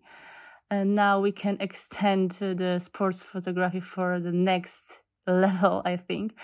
We have here a global shutter, 120. Pour moi, l'Alpha 9 Mark III change la donne dans le domaine de la photographie sportive. Il amène à un niveau supérieur. Nous disposons d'un obturateur global avec une cadence de 120 images par seconde. Il y a aussi ce qui est pour moi la plus grande révolution, la synchro flash avec n'importe quelle vitesse d'obturation. 4000 speed and it was working well. I just couldn't believe this is happening. I think this is the biggest revolution. J'ai réalisé quelques essais au 1/4 millième et ça fonctionne très bien. Je ne pouvais pas y croire et je pense vraiment que c'est révolutionnaire. Cela va être très utile pour de la photo corporate, peut-être aussi en NBA et tous les sports où l'usage du flash est autorisé. High speed of the frame, 120 frames per second, it's a lot. So we have to use it in a purpose, of course. We have to be smart. We have to choose the moment when we need it. We cannot do it without thinking, of course. It's just not smart, the way of using this option. So I'm using this option only in the moment when I know that Je suis une photographe qui accorde beaucoup d'importance à la cadence de prise de vue. 120 images par seconde, c'est vraiment beaucoup. Il faut donc l'utiliser à bon escient, bien sûr, de manière intelligente. On ne peut pas faire à tort et à travers. En ce qui me concerne, je l'utilise uniquement lorsque je sais que le sujet va bouger très très vite et qu'il sera difficile de le figer. Par exemple sur du tir à l'arc. Je pense que ce sera également très pertinent en biathlon ou d'autres sports comme des épreuves de tir ou de tennis. C'est de cette manière qu'il faut l'utiliser, de manière réfléchie. C'est mon conseil et je pense que beaucoup de photographes en ont conscience. Nous devrions voir cela comme une aubaine pour nous. C'est comme découvrir quelque chose de nouveau. In my opinion, photography is the amazing journey because we can all the time learning and improve ourselves, and this is the endless work for perfection, looking for perfection, and I'm really appreciate that Sony is looking for this perfection and developing cameras, lenses for us. And la photographie est vraiment une formidable activité car on peut s'améliorer sans cesse. Je suis reconnaissante envers Sony qui poursuit cette quête de perfection lors du développement de ses appareils et des optiques. Ils ont toujours envie d'aller plus loin. En tant que photographe, nous devrions être animés de la même envie, c'est très stimulant. C'est en tout cas comme cela que je vois les choses. Elle est enthousiaste, hein, cette Alexandra. Alexandra, elle insiste sur un point qu'on n'a pas énormément développé au cours de cette émission, qui pourrait être une solution au problème de manque de lumière au 1/80 millième de seconde. C'est finalement cette synchronisation flash à toutes les vitesses. Pour le coup, ça, Guillaume, ça ouvre des perspectives en termes de création, de composition et d'éclairage du sport qu'on ne pouvait pas faire avant. Oui, alors bien sûr, on pense à ça plus pour des applications de type commercial bien ou sûr, publicitaire. Évidemment. Voilà, mais effectivement, le fait de pouvoir créer son éclairage, la photographie, c'est quand même ça, hein, c'est capturer la lumière. Donc, pouvoir la travailler librement en la posant comme on a envie et en n'ayant pas de limite au niveau de la vitesse de synchroflash pour créer des images spectaculaires qu'on n'a, encore une fois, pas beaucoup vues. Il y a eu déjà ces possibilités sur certains boîtiers par le passé, mais sans monter à ces vitesses démentes. Donc oui, ça va créer peut-être aussi des nouvelles formes de possibilités de visuel, notamment pour le domaine créatif et le domaine publicitaire. Ouais, aussi, le sport, elle cite la NBA. C'est vrai que ça fait partie des sports où l'usage du flash est autorisé. C'est vrai. Ah ouais? Ah ouais, oui. Oui, sur les paniers, ils pouvaient mettre des flashs. Ouais. Tu peux mettre des flashs, donc cool. Avoir Wemby qui dunk avec un gros coup de flash, avec une haute vitesse, ça peut avoir de la gueule, quoi. Absolument. Bon, Julien, est-ce que le Alpha 9 III, il va rejoindre ton sac pour les JO 2024? Je pense bien, oui, évidemment. Est-ce que tu troques de tes deux Alpha One pour un Alpha 9 III? Ou est-ce que tu dégages les deux Alpha One et tu prends deux Alpha 9 III? Non, pour moi, l'idée, ça serait vraiment d'avoir les deux, d'avoir un Alpha One, un Alpha One, et un 9 III, pardon, vraiment que ça soit complémentaire, que les deux soient complémentaires et que parce que l'Alpha One reste quand même aussi, pour ses qualités différentes, extraordinaire. Donc je pense qu'avoir les deux, c'est une super complémentarité. Bon, Fabrice, il y a encore un point qu'on n'a pas évoqué, c'est évidemment le prix de ce boîtier, le Sony Alpha 9 III. 6 999 €, bon 7 000 €, on va dire. C'est un budget, ça, quand même, hein, même pour un photographe de sport, peut-être même surtout pour un photographe de sport. Oui, c'est un budget. Après, dans le niveau des tarifs des boîtiers professionnels, on est toujours sur ce type de budget, parce que voilà, les boîtiers sont aussi des produits et des outils qui sont coûteux à fabriquer. Moi, la question que je poserais plus, c'est de dire comment Sony a réussi à faire une rupture technologique avec le Global Shutter à seulement 7 000 €. C'est plus ça qui m'émerveille, en fait. Donc voilà. Donc après, effectivement, j'entendais Julien dire à la question est-ce que tu troques tes deux Alpha One pour deux Alpha 9 III? Non, je fais un mix parce que les boîtiers sont complémentaires. Et c'est vraiment ça. L'Alpha One et l'Alpha 9 III sont des boîtiers complémentaires qui n'ont pas tous les mêmes avantages et qui vont pouvoir collaborer, cohabiter ensemble pour encore une production d'images de meilleure qualité et capturer des moments qu'on n'a pas pu capturer jusque-là. Je voudrais juste rajouter à ça, on parle du prix parce qu'on s'imagine toujours au moment où on passe en caisse où il faut faire chauffer la carte bleue, mais il faut aussi se représenter ce qu'un outil comme ça permet de créer comme valeur. C'est-à-dire que, évidemment, si je suis photographe amateur, ça reste un coût. Si je suis photographe professionnel, je vais pouvoir sortir des images tranquillement, sans me poser de questions, avec beaucoup plus de tranquillité d'esprit, de certitude dans ce que je vais produire. Je vais pouvoir faire des images qu'on n'a pas forcément vues avant parce qu'on a une technologie qui nous emmène beaucoup plus loin en termes de possibilités. Et il faut aussi penser l'achat d'un tel type de boîtier en termes d'investissement. C'est-à-dire que c'est un outil de travail. C'est aussi pour les photographes professionnels qu'on met à leur disposition et qui va leur permettre de faire une vraie différence aussi dans leur production. Peut-être que la question se pose du point de vue de l'utilisateur ou du client, de par la lisibilité de la gamme, puisqu'on se retrouve à ce prix-là presque au niveau de l'Alpha One, en fait. C'est peut-être pour ça que la question vient. Après, on a entendu Yann au début et on comprend ce que disait Fabrice aussi, que les coûts de recherche et développement sont impactés sur le prix, puisque c'est une nouvelle technologie. Donc, c'est peut-être ça qu'il faut plus expliquer aussi. C'est vrai que tout ça ne sort pas du chapeau, hein. Donc il y a beaucoup de travail derrière en termes de développement et que évidemment ça a un coût in fine, que la production aussi de ce type de capteur dans ce format-là pose aussi des problématiques industrielles qui expliquent aussi que ce prix. Donc en fait, l'Alpha One et l'Alpha 9 Mark III, leur prix est équivalent parce que l'Alpha 9 Mark III a aussi une technologie d'avance au niveau de son capteur. Donc effectivement, si on se réfère qu'au rapport à la définition, tout ne s'explique pas, mais par le fait de la différence technologique, elle s'explique beaucoup mieux. J'espère ce que vous aurez pu retenir de cette émission, c'est qu'il y a effectivement beaucoup de choses qui vont avec cette évolution technologique. Oui, je voulais juste revenir une petite seconde sur ce qu'a dit Alexandra dans l'interview, qui correspond aussi à ce que vient de dire Guillaume. C'est un boîtier qui va pouvoir permettre de faire des choses qu'on ne faisait pas avant. Et je prends un exemple, pendant Thalia, l'événement d'Antalya, on a pu photographier, enfin moi j'ai pu photographier alors que je ne suis pas expert du tout, des photos de tir à l'arc. Et je me suis rendu compte que effectivement le prédéclenchement plus le 120 images par seconde, c'était non seulement pas une blague, mais si je n'avais pas eu ça, j'aurais rien sorti. Ça veut dire que quand j'appuie sur le déclencheur au moment où la flèche part, je suis déjà en retard. Donc je reviens avec le prédéclenchement en amont et la flèche re-rentre dans l'arc. Mais si je suis à 30 images par seconde ou 60 images par seconde, j'ai pas ma photo. Parce que la flèche part tellement vite que si je veux avoir les 3 étapes de la flèche qui sortent de l'arc, je suis obligé d'être à 120 images par seconde. Donc c'est vraiment, voilà, c'est ça que ouvre la 9 Mark III et la technologie Global Shutter. C'est vraiment pouvoir aller capturer des choses complètement uniques. Et c'est aussi cette valeur-là en termes de photographie de sport qu'on veut mettre en avant et dont vont profiter tous les photographes.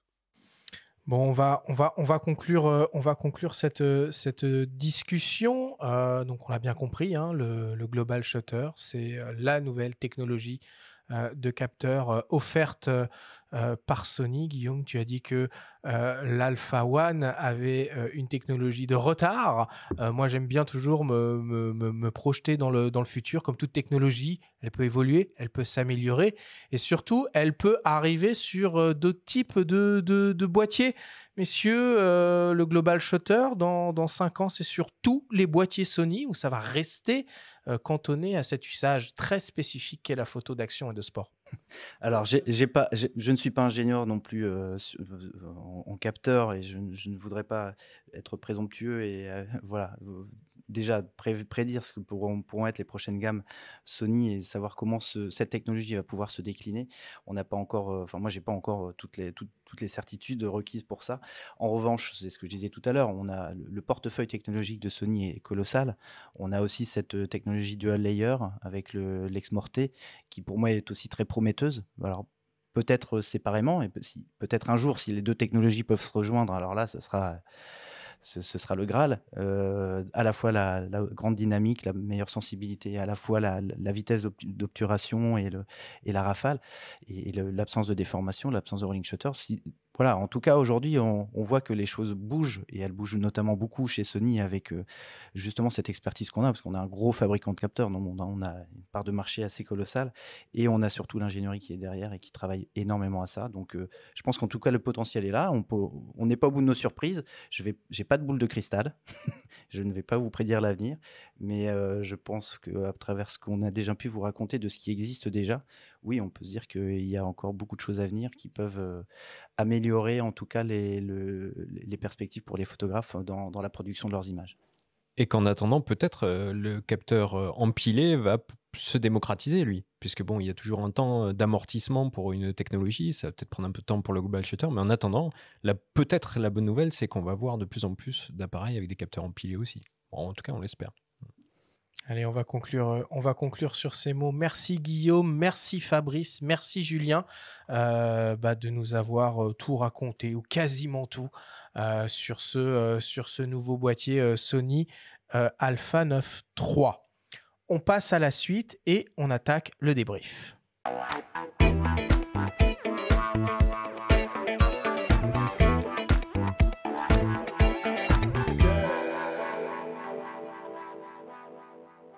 Nous sommes toujours avec Fabrice Abouaf, Guillaume Cuvillier de Sony France et le photographe Julien Poupard pour parler de la révolution technologique du nouveau Sony Alpha 9 III. Fabrice, Guillaume, Julien, si on devait essayer de résumer et de synthétiser tout ce que l'on s'est dit pendant cette émission. Guillaume, première question pour toi. Peux-tu nous expliquer les problèmes de rolling shutter et de banding inhérents à la conception même d'un capteur CMOS classique ?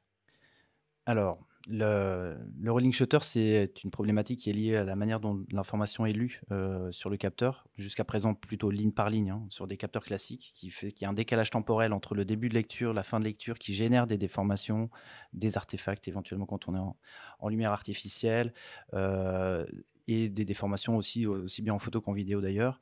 Le global shutter, lui, va permettre de vraiment figer le temps au moment de la prise de vue et de capturer tous les pixels en une seule fois et donc de ne plus avoir aucun problème lié à ce décalage temporel dans la lecture de l'information extraite du capteur. Fabrice, quelles sont les caractéristiques du nouveau capteur de l'Alpha 9 III ? Alors, on est sur un capteur plein format, stabilisé, de 24 millions de pixels, avec le nouveau système dont on vient de parler, unique au monde sur ce type de boîtier qui est le global shutter. Donc ça veut dire un obturateur 100% électronique, pas d'obturateur mécanique. Voilà, un capteur extraordinaire. Rappelons peut-être qu'il est de structure empilée a priori, mais qu'il s'agit d'un nouveau type de capteur quand même. Il est de la famille Exmor RS, mais reste sur une nouvelle technologie qui est le global shutter. Julien, peut-être, qu'est-ce que ce nouveau capteur permet à l'appareil d'accomplir en termes d'obturation et de rafale ? Eh bien, on va être sur un capteur avec une rafale à 120 images secondes, avec une vitesse d'obturation au 80 millième et une synchro flash sans limite. Je ne sais pas si on peut dire comme ça. À toutes les vitesses. À toutes les vitesses, voilà. Et avec plus de problèmes de rolling shutter ni de problèmes de banding inhérents à un capteur empilé.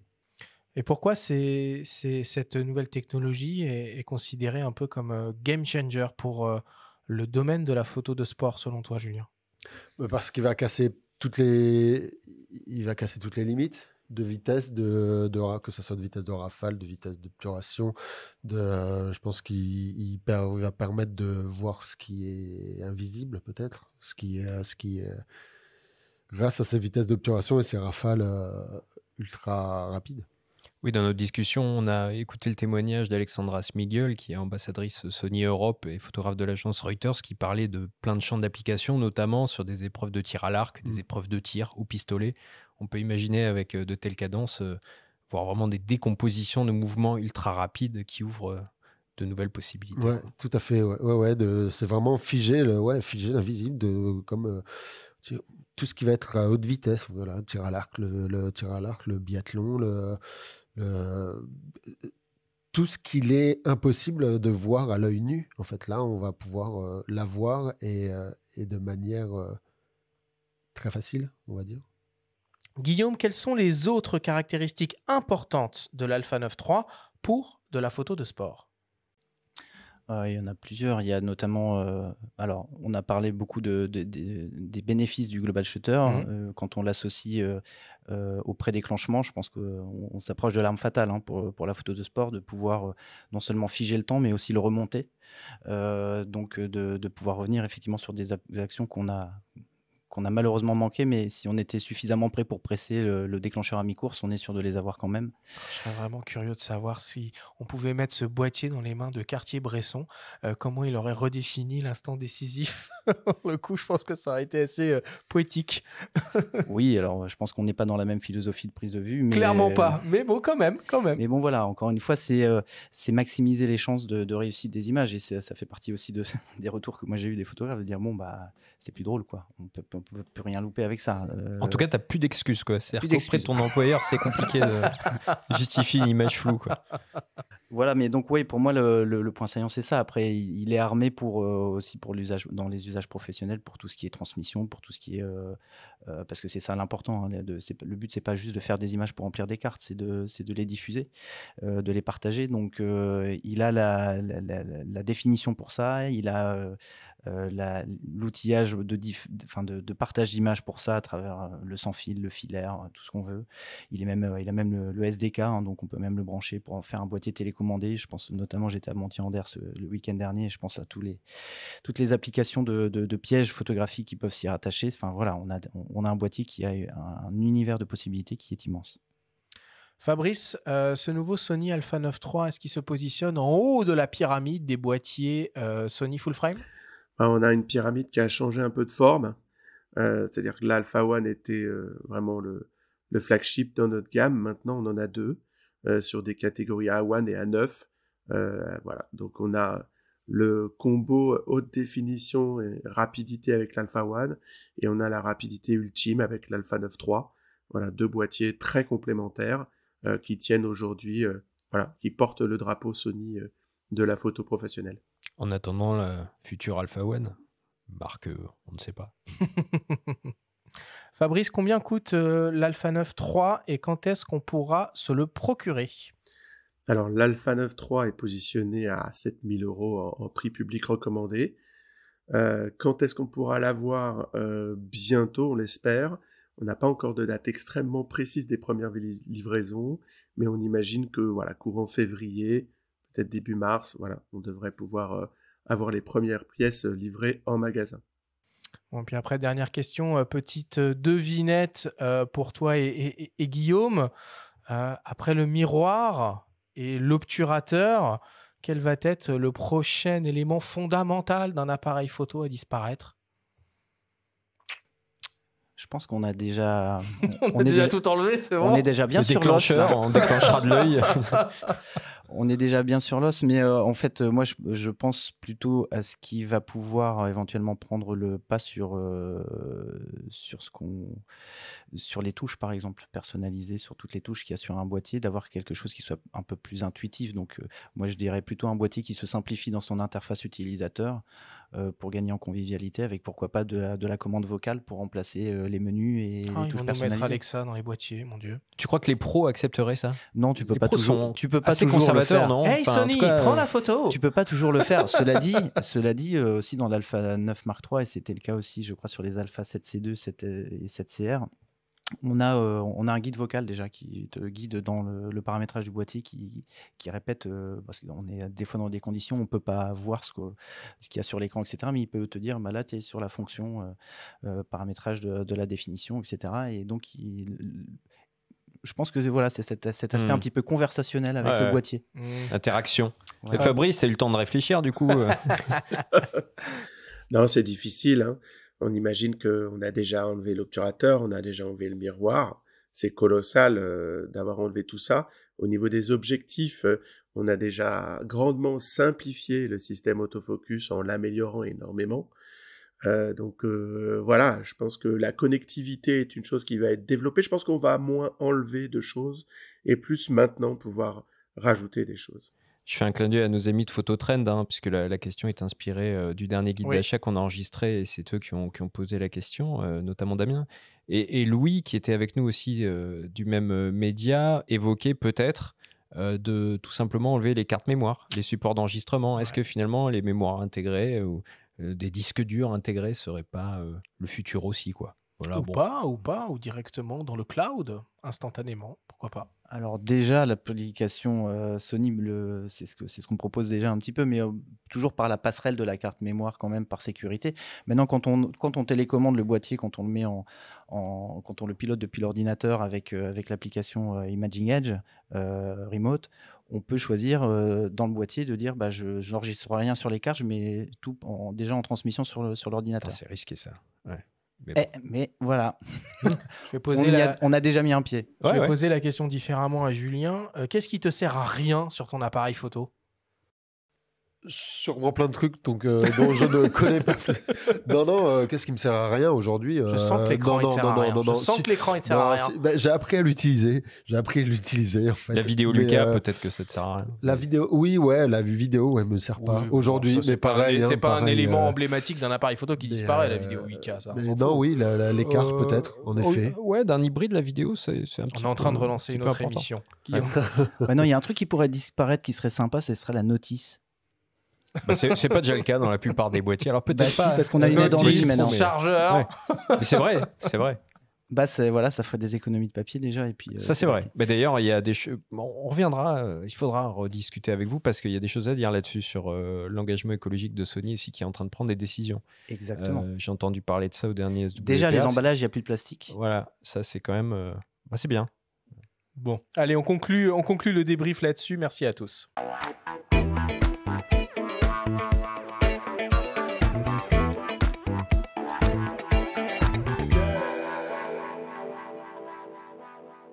On passe à la dernière partie de cette émission avec le traditionnel quiz.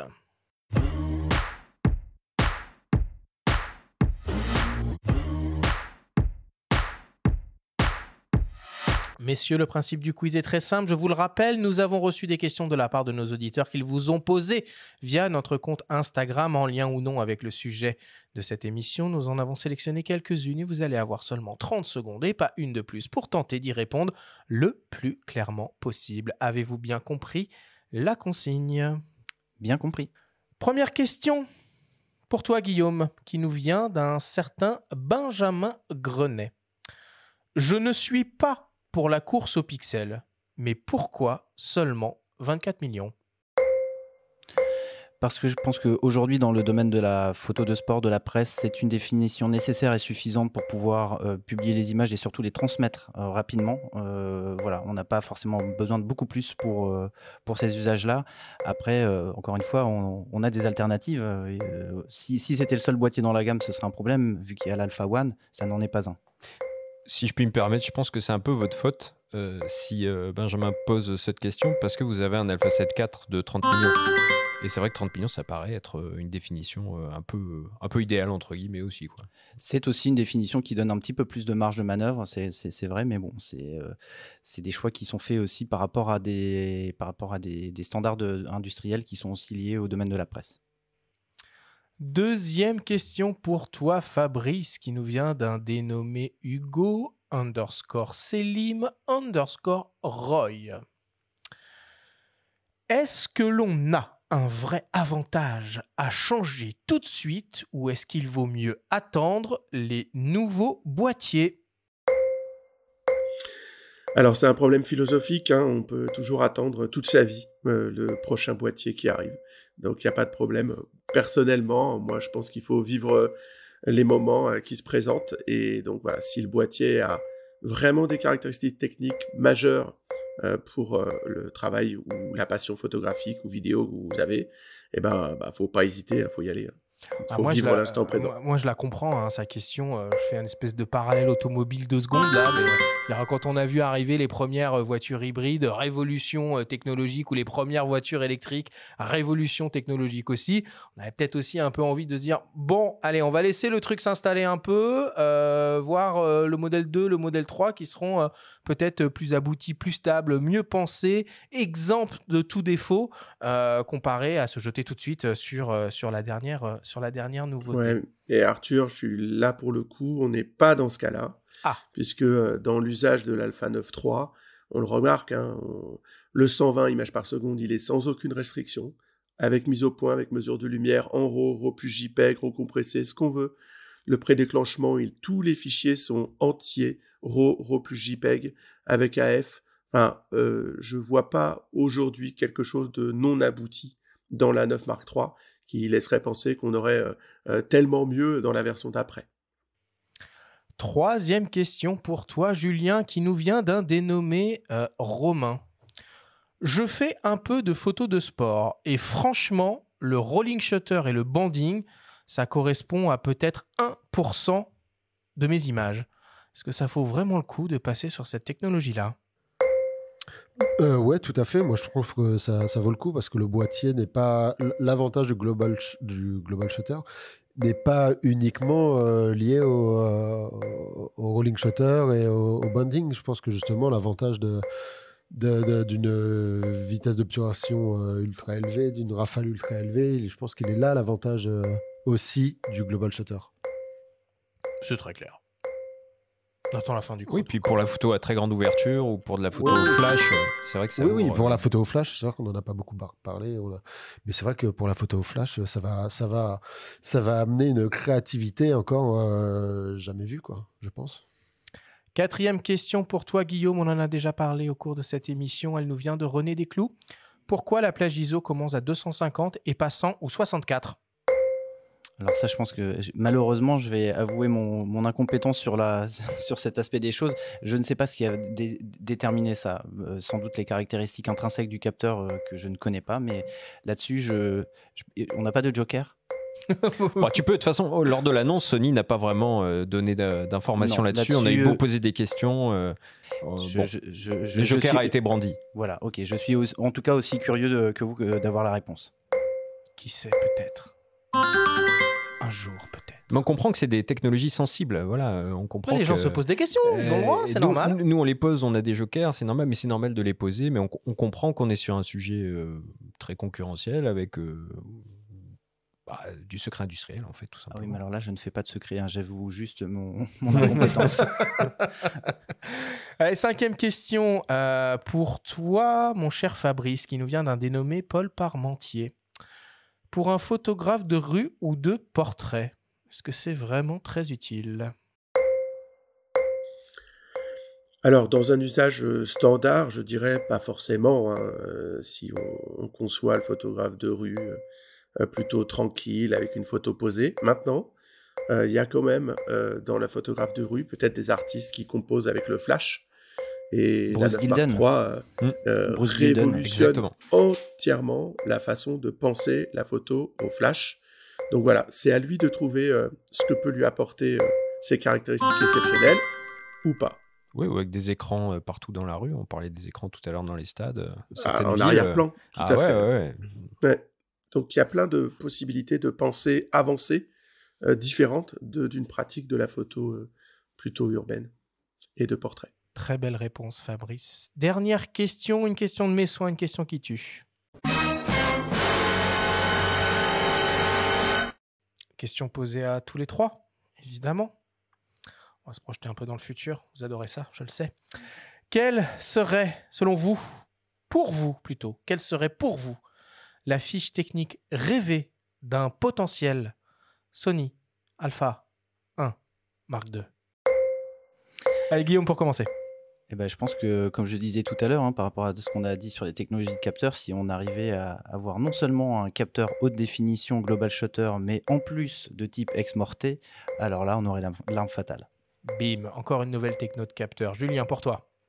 Un mix de l'Alpha 1 et l'Alpha 9, c'est-à-dire... tu veux le Global Shutter sur un Alpha 1, avec, et puis voilà, et puis là, on aura fait le tour du truc. Ce sera la bête ultime, mais pour pouvoir tout faire, pour convaincre tout le monde, mais est-ce que c'est le but là ? Fabrice, je te relance le chrono, je te donne 30 secondes. Non, mais je suis un peu d'accord avec tout le monde. Hein. Je pense que la technologie qu'on a sur Xperia nous fait très envie d'être transposée sur nos grands capteurs plein format, haute définition, global shutter, dynamique, insoutenable, rafale hors du commun. Bref, voilà. La fusion de tout ce qu'on sait faire de façon séparée, ça c'est le rêve. Avec une manette PlayStation et c'est parfait. Ouais. Pour la photo de sport, parce que voilà, on n'est pas obligé d'avoir toutes ces caractéristiques-là dans un boîtier, on va dire, à utilisation plus traditionnelle et plus tranquille.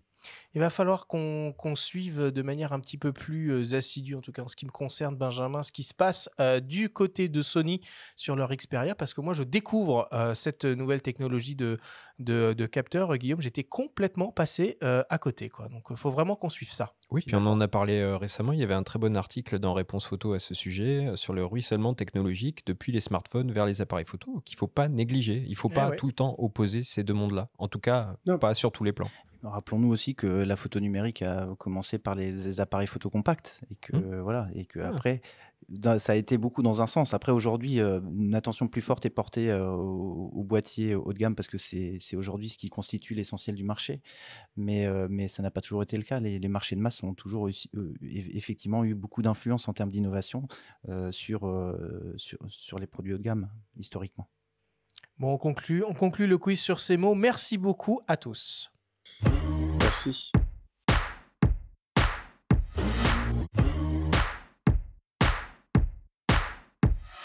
Nous voilà désormais à la fin de cette émission. Fabrice, Guillaume, Julien, merci d'avoir été avec nous pour parler de cette nouvelle technologie, de ce nouveau boîtier qui est le Sony Alpha 9 III. On va faire un petit point sur les autres actualités qui concernent Sony. Il y a des ODR de fin d'année, Fabrice, Guillaume, en ce moment. Il y a des choses à dire autour des autres produits qui parlent de photos et de vidéos de Sony. Alors sur la partie promo, on est en novembre et décembre, c'est une grande période promotionnelle pour tout le monde, donc nous y compris. Donc faut aller chez votre revendeur préféré et aller lui demander toutes les belles promos que Sony fait sur les appareils photo, notamment et vidéo, et puis en profiter pour se faire plaisir. Fabrice, rassure-moi, c'est terminé pour les nouveautés Sony là en 2023 là, c'est game over là, on arrête là. Je sais pas, hein, on en apprend tous les jours. Nous, on a souvent des informations un peu tardives sur les lancements produits, donc on s'adapte. Je peux pas te dire, j'en sais rien. De toute façon, plus il y a de lancements, plus on est content. Ouais, je rajouterais juste, pour aller un peu au-delà juste de l'actualité commerciale aussi, pour parler d'usage, je voulais simplement parler de la plateforme Alpha Universe et de l'Alpha Academy. C'est bien d'avoir des beaux produits technologiques en main, mais c'est bien aussi d'avoir des sources d'inspiration et puis des sources d'apprentissage et des didacticiels, des tutoriels qui permettent de vraiment mieux utiliser les produits. Voilà, il y a plein de ressources disponibles sur cette plateforme. Je vous invite à aller les consulter. Il y a notamment toute une longue vidéo sur les menus à Sony pour pouvoir aller vraiment au fond des choses. Si vous posez des questions sur l'autofocus, par exemple, on a fait le décortiquage de tout le menu d'Alpha 7 Mark IV en vidéo. Donc, c'est un peu plus sympa. On parlait tout à l'heure des notices. C'est un peu moins aride qu'une notice papier. C'est chapitré. Donc, si vous posez des questions sur l'autofocus, vous allez sur le chapitre autofocus et puis vous saurez tout sur les bons réglages à adopter pour votre boîtier et pour votre pratique photographique. Parfait. 11 heures de vidéo que tu as tourné. Guillaume, bravo pour cette performance. C'est accessible en appli aussi ou c'est que sur un navigateur? Alors, on a une appli de notice technique qui est accessible pour avoir simplement des réponses. C'est un PDF avec des recherches par texte qu'on peut consulter. Ça existe. Mais la vidéo, oui, on peut la consulter sur un téléphone. Hein, mais elle est une fois que vous êtes inscrit sur la plateforme Sony, vous avez accès à l'Alpha Academy. Et dans l'Alpha Academy, vous avez des didacticiels et vous avez notamment toutes ces ressources vidéo qui, je pense, sont d'une grande utilité pour nos utilisateurs à la recherche de réponses sur des points techniques précis. En français donc? En français. Super, merci. Julien, ton actualité, alors immédiate et puis peut-être dans quelques mois, là, les Jeux Olympiques, j'imagine? Immédiate, ça va être le début du rugby à 7, de la saison de rugby à 7 qui va commencer. Tu nous parles pas de la conférence des maires, là? Ça, c'est de l'actu chaude, là, en effet. Non, vraiment, l'actu chaude, ça va être le début du tournoi, le début du circuit mondial du rugby à 7. Et rapidement, à partir de début d'année 2024, la préparation et le tournoi des 6 nations, du 15 d'abord masculin, puis le tournoi des 6 nations féminin, et ensuite la fin du championnat, et enfin les JO. Bon. Voilà, qui sera la fin de la saison qui finira en apothéose, je l'espère, pour le rugby français. On sent que c'est un sujet très sensible pour toi. On te souhaite plein de bonnes choses. Merci beaucoup d'avoir accepté cette invitation et d'être venu témoigner à nos micros. Voilà pour cette émission spéciale Sony autour du nouvel hybride Alpha 9 III. On vous donne rendez-vous dès jeudi prochain pour une émission au coin du feu avec le photographe Tristan Chou, spécialisé dans les sports extrêmes.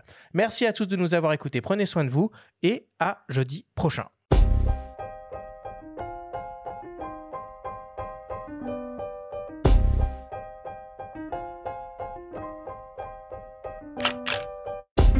C'était Faut pas pousser les ISO, le podcast entièrement dédié à l'image pour tous les passionnés de photos et de vidéos.